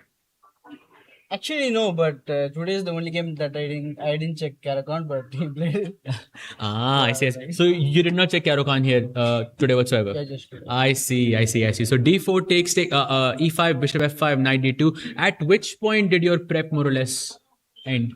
I think after c5, I could not remember the preparation. So After c5, so knight d7, h. What was h4, by the way? I Tell us your secrets. I just wanted to play the cow opening, yeah. The Okay. Shout out to Anna Kramnik there. E4 c6, I think this is the objectively best way to play the cow opening. So I see. So he played h4 because he wanted to play the cow opening. So it works against the world champion, apparently. So h6, you played knight e2. I'm assuming this was still preparation for you. He goes knight e7, knight g3, bishop h7, and bishop to e3. And you said c5 is where you were out of prep for the first time. yeah. And what went through your mind in this position? I was not sure to play c3 or take it first. I thought c3 is just a bit too much. Yeah, I mean, I'm allowing c5. I'm just giving him too many space. Then I thought, okay, let's just take the pawn and get the space thing. Yeah. Okay, so you. Yeah, just that's it. Knight c5. Knight c5 takes. I think at this point already you had a very good advantage in this position. But I'm going to put you on the spot here, okay? After c3, you had a good moment over here. Knight takes c5. There, you played queen a4 check here very, very fast. But there was a slightly stronger move, bishop b5 check. But the follow-up is incredibly difficult.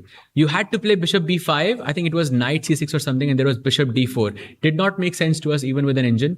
Did this cross your mind? The thing is, like, I thought the queen a4 is still prep. Yeah, that's the thing. Oh, so you I thought got this confused with the prep and that explains why you were playing relatively quite quickly. So it's transposing from like some other I lines. don't know. Maybe it's still prep, or maybe I'm just confused with some other lines. I see. That's why I thought for like 10 minutes to just be sure. Yeah. Yeah. No. That makes sense. So you played bishop b5, black plays queen d7, which was a slight inaccuracy. You went for long castle in this position. It was actually a very crazy game, I think, overall. Because here, also knight h5. It felt like you were just going for the win, like from just move one today. Is that true? Yeah. Also, like you don't see, I mean, long castle in Karakon nowadays. Yeah, I don't know. Yeah, for sure. Very rare. So, what was the strategy? Like, is it because throughout the entire match? I mean, it's no secret that Gukesh has lost two. Before your match, he had lost 2 games. His last game against Arjun was also, I think, kind of a bit shaky. What was your strategy going into the match? I just got bored of too many draws, so I just wanted to get Nice. something. Yeah. So your plan was play for a win and play the cow opening. Yeah. Amazing. So long castle happens. You played bishop e2 here. Black plays e5 and b5. I absolutely love this move because you're trying to create an attack on the queen side. Around this moment, what went through your head? Here, That's your head. I understood that I'm worse. I could not find a move for me. I was like, let's just play knight f4 and see what happens. Yeah, I just thought for a long time. I couldn't find which is the best move. I just played this knight f4, but I missed this queen c7 knight b4 move. Yeah. It's surprising to me. I mean, it was shocking that after knight takes b4, you were able to hold yourself together. I was like, okay, I mean, that's gone. Yeah, so let's do the next thing. I like your approach. King b2 is very nice. Playing, extremely fast. What was your strategy behind that? Gukesh was having some trouble with time pressure. No, it was just my position is bad. That's the clock is the only thing I can aim for. So I was just playing fast. Also here, I thought maybe if knight c6 bishop d3, I thought I'm not so bad. Yeah. Knight c6 here. Yeah, I mean that's what he played. Yeah, exactly. And instead of knight c6, I think this was maybe his golden chance. Here he had d3 in this position. Did this cross your mind by any chance? I saw it, but I thought it's his choice. Yeah, again. He has to think about it. I was like, okay, I thought knight d4, knight c6, I'm fine. And probably d3 should be the best one. He didn't play it, maybe. The thing is, like d3, f2, c bishop g4 check, and that's the hard thing. King b8 and just you take the piece and some bishop c5 attack it says, yeah. This is hard to go from when you're pawn up there. 100%, 100%. Because still there is some kind of an attack on the queen side. I mean, apparently there is rook d4. Okay, I did not see this initially. I mean, you probably take queen b4, bishop c5, and it's just made, yeah. Wow. But okay, you can say. So. Yeah, engines. Says interestingly here, both players have around 30 minutes, but it is not how that ended. No, it was actually very funny to me that you're saying you're pressing on the clock when you're both on the same time. In this sense. It's just so easy to play from white after this, when knight came to d3.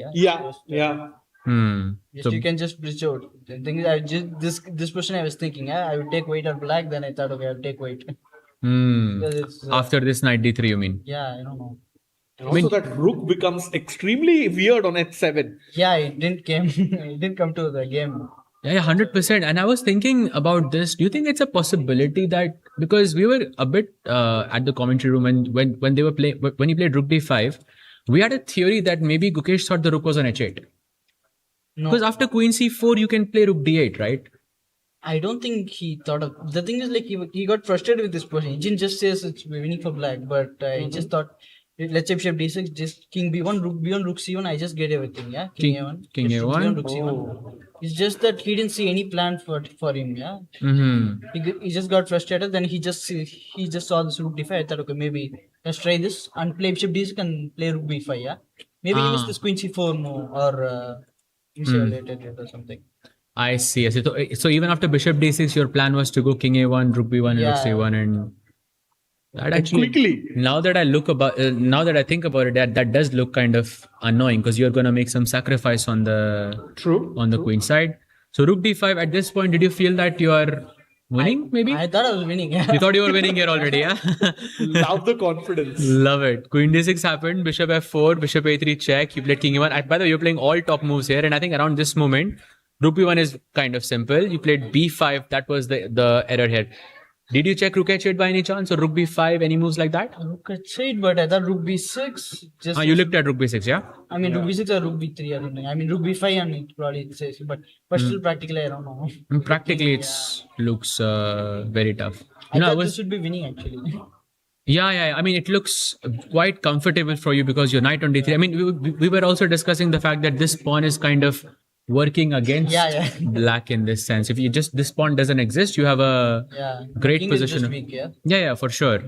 So b5 happens, queen b3, and now you're completely winning. And in this moment, I was thinking, because I was thinking about our games, like we had played in like that, and I was saying that if this was a Title Tuesday game, Pranesh plays rook c1 in a second. I think so. I mean, I wanted to play it, then I thought, okay, even queen c4 is winning, then wait to, Yeah. Fair enough. King d8 happens, knight c5, and I think from this moment onwards, it was just completely smooth sailing. And after d3, I think I had some rook d3, yeah? I mean, instead of queen f4. Instead of queen f4? d3, I can take rook d3, so beautiful. Oh, I did not see this. That's actually quite nice. We were looking at this queen g2 and knight d8. I didn't see knight d8. I just thought knight c5 wins, yeah. Yeah. Of course, knight c5 wins in this position as well. And I think bishop b2 and king b1 was just very, very smooth sailing. So you just took down the world champion in Chennai. How do you feel? Just happy, but not about the good game. But I was able to trick him. And what's the trick? What did you do today differently? Because in the past, I think you were playing a bit solid in the previous rounds. I had breakfast with Adiban, yeah. You had breakfast with Adiban. Let's go. So if you wanna play aggressive chess, guys, have breakfast with Adiban. That is the goal here. And Pranesh, you won the online qualifier on Chess.com. Then you played the challenges, won the challenges, got your rightfully seat here, and you got a chance to play against the best in the world and to beat the world champion. Can you tell us the whole, how your association with Chennai Chess? It's just been really good. That's the only thing I can say. I mean, the Chennai challenges went really smooth. Just even after losing the last round, I was able to win the tournament. So, yeah. So it was dominating like that, but yeah. What were your expectations going into this tournament? Just play well and just prove that I'm one of them. Nice. I think you did prove a point today. Absolutely. And yeah, Pranesh, one more important game coming up. You seem to be on a roll. You've qualified to the EWC in Paris as well. We wish you all the very best, and we hope to see you win again tomorrow. All the best. So much, yeah. Congratulations, man. Thank you. Let's have a round of applause.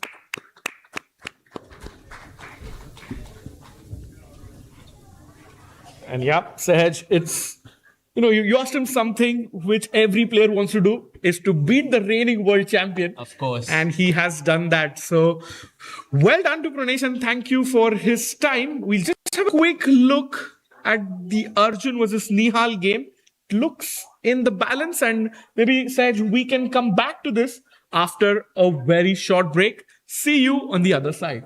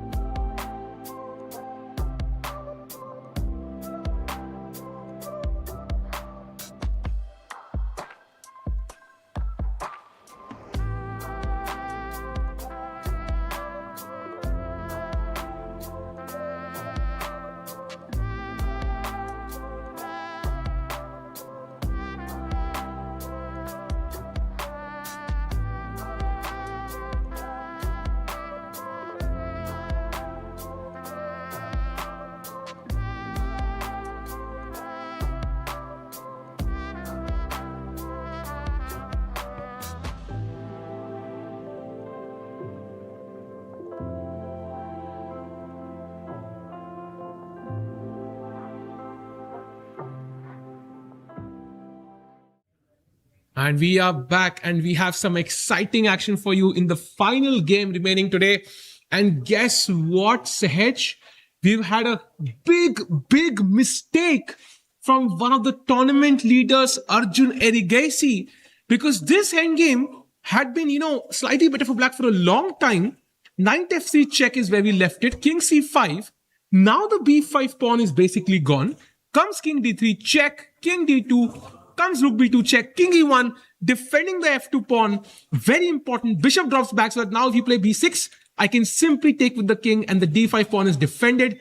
Knight comes to e5, threatening this deadly fork. So black takes, and the question to, the chat, the panel and the people here, should Arjun take this rook or not? Yes or no? Absolutely not. And I think to Arjun's defense, this is a very logical move because it looks like the knight. Did he take? Yeah, he did take on He b5 took- and it was a blunder. Nihal is completely winning. It is a Yes. big blunder by Arjun Erigasi, again faltering at the last step. Here he could have just played rook a7 and the game was completely even. But rook takes b5 is a game losing blunder. If Nihal Sarin plays great chess, he will take home this full point. Now comes king to d2, king to c5, and it does seem like the knight, pawns on the same side of the board. This should be holdable. But why did he enter endgame? Because any rook endgame, when you have rooks on the board, you have the best chances by keeping the rooks on the board there for defensive purposes. Either he has seen a clear way to draw, or he's just blundered. No, I think he just wanted to put his king on. If you give two moves to Arjun, let's say king e3 and knight f3 before he plays f4, and you can hold the d4 square, then it should be a draw. Because then you can just move around with the knight f3, knight d4, knight f3, knight d4, and okay, it's a fortress, I think, of sorts. Maybe black has some chances to, break through, but this is what Arjun was hoping to achieve. But he is in time pressure. Both of the players are in time pressure, and there is no hold over the d4 square either. This means Nihal is going to take down India number one, Arjun Erigasi. He's completely winning in this endgame. Wow, I cannot believe it. And I feel like we were kind of seeing a control-C, control-V kind of story copy-paste again, Rakesh. Gukesh, of course, not in form, losing. Now Arjun is known to always be at the top and finish in second place. Like, it's always been his thing. Yeah, He's true. unable to get that first place in many super tournaments. And again, he had that beautiful run, defeated Gukesh, but now made that blunder, strategic blunder. And in the end game, the problem is there's no chance to come back, right? Because the game's completely lost now. I mean, you can take back with the F or the H pawns, and it feels like there should be a difference here, but actually there isn't.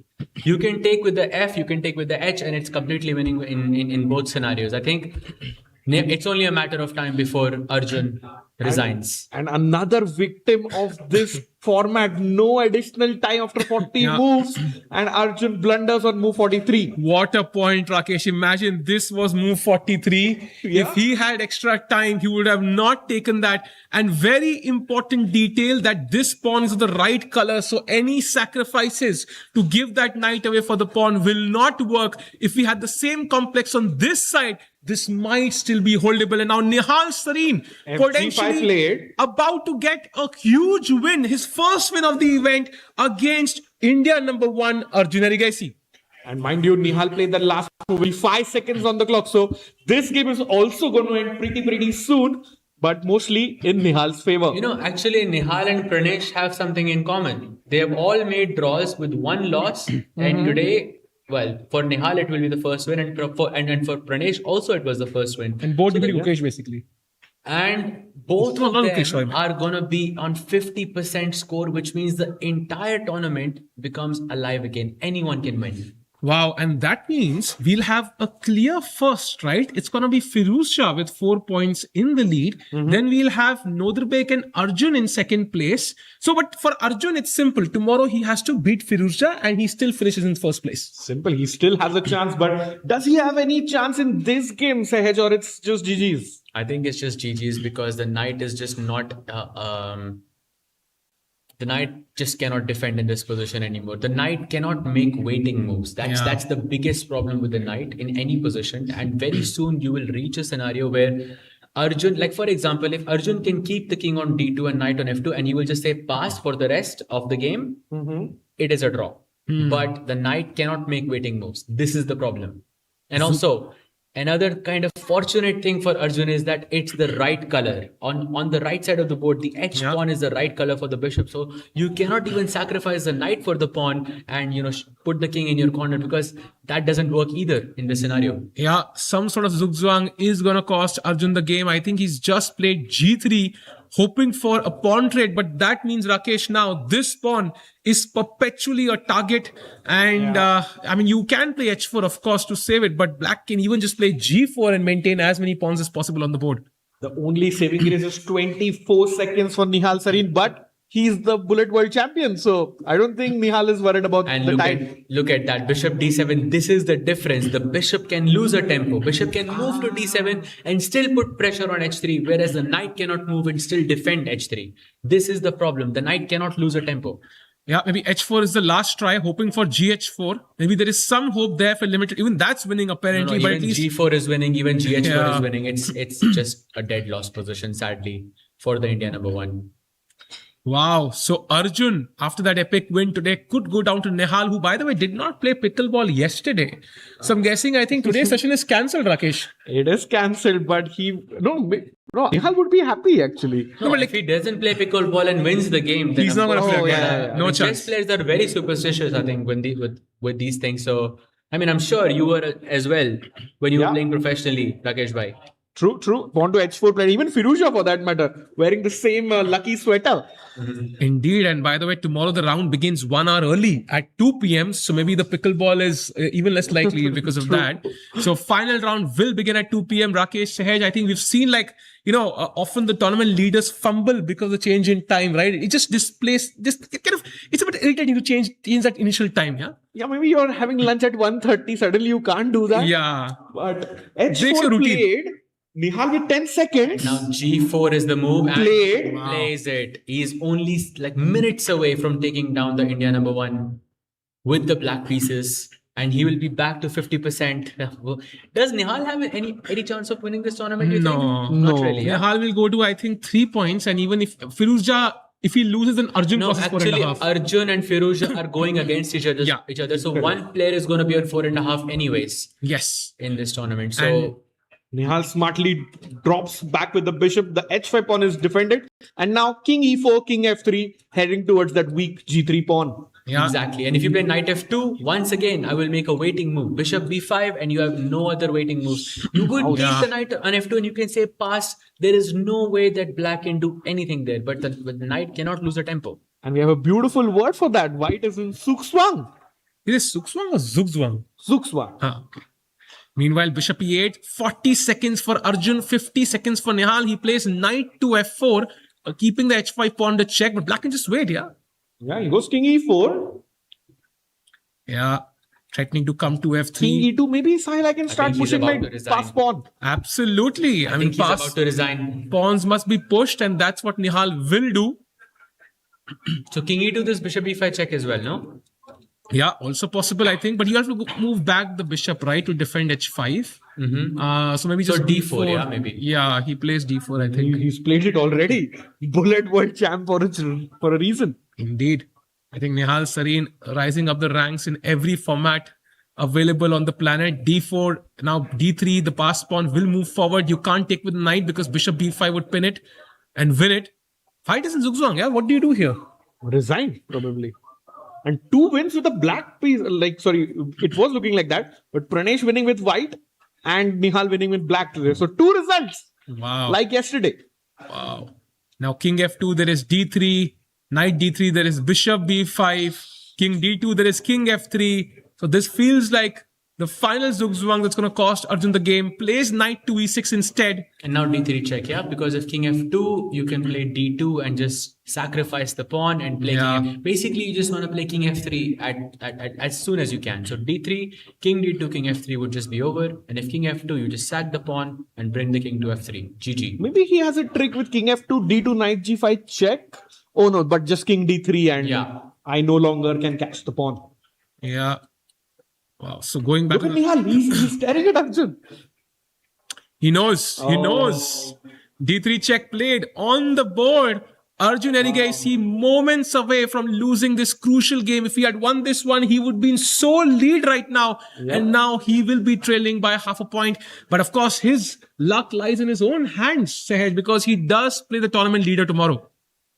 Wow, he plays against Firouzja. There it Who's is. white in that one? I think Firouzja is Firouzja white. is white, Arjun is black. Oh, That's going to make it tough. That's going to be the tournament decider. Firouzja, of course, having the, let's say, a more comfortable draw there, match there, because he's going to have white pieces and he only has to hold a draw. However, Northerbek is right behind and he plays against Dmitry Andreikin with the black pieces. But also with black. So if I was Firouzja, the Berlin draw incoming tomorrow. I mean, But there is no chance Arjun plays E4, E5. Yeah? but it's like, I remove, my opponent. Like, I knock out Arjun from first place. And of course, Northern with black winning would be also unlikely. So if I draw, my odds of winning the event are like super duper high. And why you say it's unlikely? Because Andreikin has not lost a single game in this tournament. All draws, healthy draws for Andreikin. So it's going to be a tough day for Northerbek as well. Takes the pawn on d3 and now king takes g3, king takes h4. That's two connected pawns and a bishop. I think this is over. Huge win for Nihal Sareen. I mean, if you had to decide the board order for the India Olympia team based on this event, you've not learned anything. You're back to square one after the end of the event. So I think it's a tough job for the India captain, who I don't see here right now, but Oh, he was outside. yeah, it's a tough job. Tough job. He didn't look very happy. Let's just say that. I think that's also where do you put Gukesh on which board now? Which board? Nihal, Arjun, Gukesh. I mean, it's a tough, very Prague with it. I mean, what a strong team. You see king Now e3. king E3 You can played. go for the pawn, right? Yeah, I think so. It's a free pawn. Because don't really see any way. Say king h2, I think, is nicer. Oh, Because it just cements everything. Like g3, g2. You know it's the right color of for the bishop. You don't even need to calculate here anymore. But it's Nihal. I mean, you can take on h4, you can play king h2, anything is. As long as there is a fork that with the king and the bishop, I think he's taking it. I think he takes the pawn. Yeah, he takes the pawn. No, I think he plays Sahaj. Oh, really? King h2 is like the more human. Because he's calculating. Otherwise, he would have played king h4 quickly. Very interesting. I think both of the moves are winning. Look at him. Look at Nihal calculate. King Three, h2, I think, is the simplest. 2. He's nodding his head in calculation, yeah. Okay, about to play.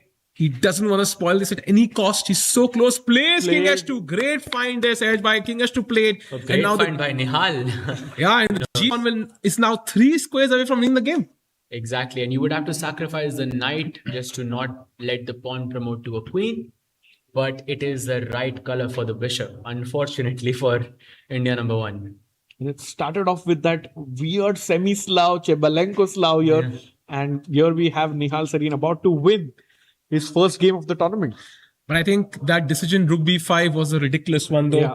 But a Regardless, very human one. Because I think you're in your head, you're thinking the knight can put up a fortress because on the d4 square. But I think because of time pressure, Arjun was not able to calculate his way out. Similar to what happened to Gukesh. He was winning, but there was less time on the clock and it happens. yeah, I think if there's one lesson I've learned is have time on your clock. Like this tournament is like a great advertisement for it. And now we have Knight a move. f4. Knight d4 actually he plays. Oh, yeah. Maybe g3, he wants knight f3 check. Yeah, but then king h1 and he wants to play king f2 and knight g1. But if I put my bishop on g4, there is no way for the knight to go anywhere else. It would be a zugzwang. Yeah, it's minus 22. The evaluation. With this now. Yeah, minus 22. That is 2 queens and a rook to spare. So I don't know how that's even possible. But it is completely winning for Nihal now. He's chilling. He's drinking his water. He knows it's over. Arjun with just 30 seconds now. Knight Plays e2 knight played. E2. Okay, now g2 is simple. King f2. And this is the position I was talking about. The knight will go to g1 and black will play bishop g4, covering all of the square. If you can have that, Yeah, just king to f2. show. So Bishop d7, bishop d7, knight g1, and bishop g4. bishop And that's G4. the zugzwang. And this is where Arjun, I think, resigns because, again, if white could pass, as you pointed out, this would be an instant draw, but you can't. You cannot pass. Exactly. And if it was black to move, black could play bishop d1. You know, because bishops can actually lose tempos in this. And king h1 is, of course, another move as well. Wow. And I don't want a war in the comments, but chat, if you had to put somebody on board one in the Indian team, please let us know what would be your choice, because we're trying to make Srinath's job easier here. By the way, bishop d7. I think it's only gotten tougher after this tournament. Yeah, it's very tough. Bishop d7 played, and your plan said on the marks, bishop coming to g4 very, very soon. He's trying to delay this king f2 move, yeah, like changing the move order. And now it's minus 58. What? How is that evaluation even possible? No, I think this just means that the position is so winning that, knight d4 played, and now bishop g4 completely restricts the knight, and then g2, g1 is a simple queen. Wow, bishop g4. There it is. I think Arjun resigns, yeah? Yeah, now I think he resigns now. This is over. Wow, Nihal Sareen takes down the tournament leader Arjun Erigesi with a beautifully played endgame, offered him multiple choices, multiple chances to go wrong, and Arjun did falter on the 43rd move. And with this, now Firuzja is in sole lead with 1 round to go. Absolutely. And he goes up against Arjun in the last round. So it's gonna go down right to the wire. You know, Arjun, I think, will try to play for a win in the last round to try and win this tournament. And of course, Nodirbek is there as well with just half a point below. So it's going to be between these three players, because we will have one guy on 4.5. That's a guarantee. Yeah, indeed. For sure. You know, Nihal Sareen will be happy. He's back to 50%. But what about the world champion, Sahil? Wow, that's a tough question. I think only the standings can tell a full story. And there you see it. First of all, congrats to Firuzja for maintaining his lead. He's one game away from winning the Chennai Grandmasters. As we have seen, this tournament has changed lives, and this could be his one of maybe now, climbing to 2800 again. But of course, hard luck to Arjun there, losing an important game. Now in style second place along with Nodirbek, but still in hunt for that title. And of course, Pranesh won as well, but Sahaj and Rakesh, Gukesh, Domaraju in last place, and that too with a difference of 1 point to the guy in second last place. And I think he's playing against that guy. He's playing Hans. He's playing against Hans as well. So this would be a tough match. I think it's a tough situation. I mean, it's tough to even show up, I think, at the last round. I think it's so difficult, because out of those 3 losses, 1 was because of a 1 pawn move, 2 he was completely winning. Yeah, correct. It's so sad when you think about it. It's just an unfortunate, sequence of events. Hoping he can make a recovery there. And interestingly, 3 players still unbeaten here in Chennai: Alireza Firouzja, Nodirbek, as well as Dimitri Andreikin. Do we have the pairings for tomorrow? That will be exciting to see if we do have that graphic, because as you mentioned, 3 players undefeated. But I feel like we might have a few results tomorrow. There we see it. It's Firuzja versus Arjun. What a match. That is a mouth-watering clash. We can't wait for it tomorrow. And of course, Andreikin versus Nodirbek as well. Both those games aside, who wins? Quantbox Chennai Grandmasters 2026. Yeah, everything to play for. I mean, I think it's set up beautifully for us. And if you're Arjun, you just let go of the loss, because you still have a chance to finish in first place in the tournament your sponsor has organized. Yeah, 100%. And this is the tournament he really wants to win. So of course, tomorrow I'm expecting him to just go guns blazing with the black pieces. We've seen him do similar things before. I mean, if you don't believe me, look at his game against Nodirbek. That was him just going absolutely guns blazing with the black pieces. And what are your thoughts on the world champion? Wow, that's a tough one. I think it's hard to be Gukesh today. I think every chess player, when they start playing chess, their dream is to become world champion. But today they would not, like to fill those shoes, because it's a hard day for the world champion. But I do feel that I think the main goal for him is to come back, and it only takes one good game to turn your life around. One good day sometimes can really compensate for a lot of stuff. So let's see if tomorrow could be that game. If he had won that game against Arjun, we could be telling a completely different story today, Rakesh. And you may think that game, even today, if he would have won, tomorrow he plays with Hans with the white pieces. That's going to be a different, mood altogether. But also one important thing to address before we wrap up, Sahil, is he is now officially the lowest rated world champion in history. 2705 was Karpov's rating back almost 25 years ago. And now Gukesh is 2702. Yeah, and that means if he loses tomorrow, he would fall below 2,700. It would be hard to digest, but we do believe in Gukesh. Yeah. He's, there's a reason why he's the world champion, and he should know who he is within. And Sej, any final words before we wrap up the day? I think, of course, we believe in Gukesh, but I think right now he's not playing like Gukesh in this sense. And I think tomorrow's round, it would be, I think he's playing with the white pieces. He wins or he draws, I think it hardly matters, but it's very important to cut the bleeding again. So, I mean, I wouldn't be surprised if tomorrow's game is just a very quick. You remember once it was Gukesh and Magnus playing and it was a Berlin draw, something along those lines. I think that would be a good call, for tomorrow because, drawing or winning tomorrow hardly makes a difference. But if you lose, you are below 2,700. You have a lot more to lose than there is to, gain in this. So quick draw is your prediction. A quick draw would be my prediction. Quick draw would be my recommendation. Like I would enforce that as much as possible. Try to, because right now as a human, it's impossible to be in the right frame of mind after 3 losses. It's impossible. I don't know if Gukesh will take that advice or Firuzja might, because all he needs is a draw potentially. He would knock out Arjun from first place, and Nodarbek winning with the black pieces would be tough. So he would be listening to that advice as well. And of course for Gukesh, I think I remember this clip as I mentioned this, I think 2 days back as well, when I think Lewis Hamilton, a multiple time world champion, struggled for a few years. Then a fan told him something like, remember who you are.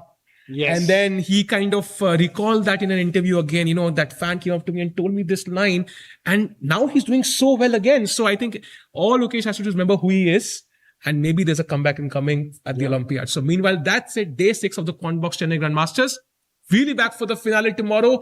Let's see who takes home the prize. 1 hour earlier. Yes, 1 hour earlier tomorrow. Take care and good night.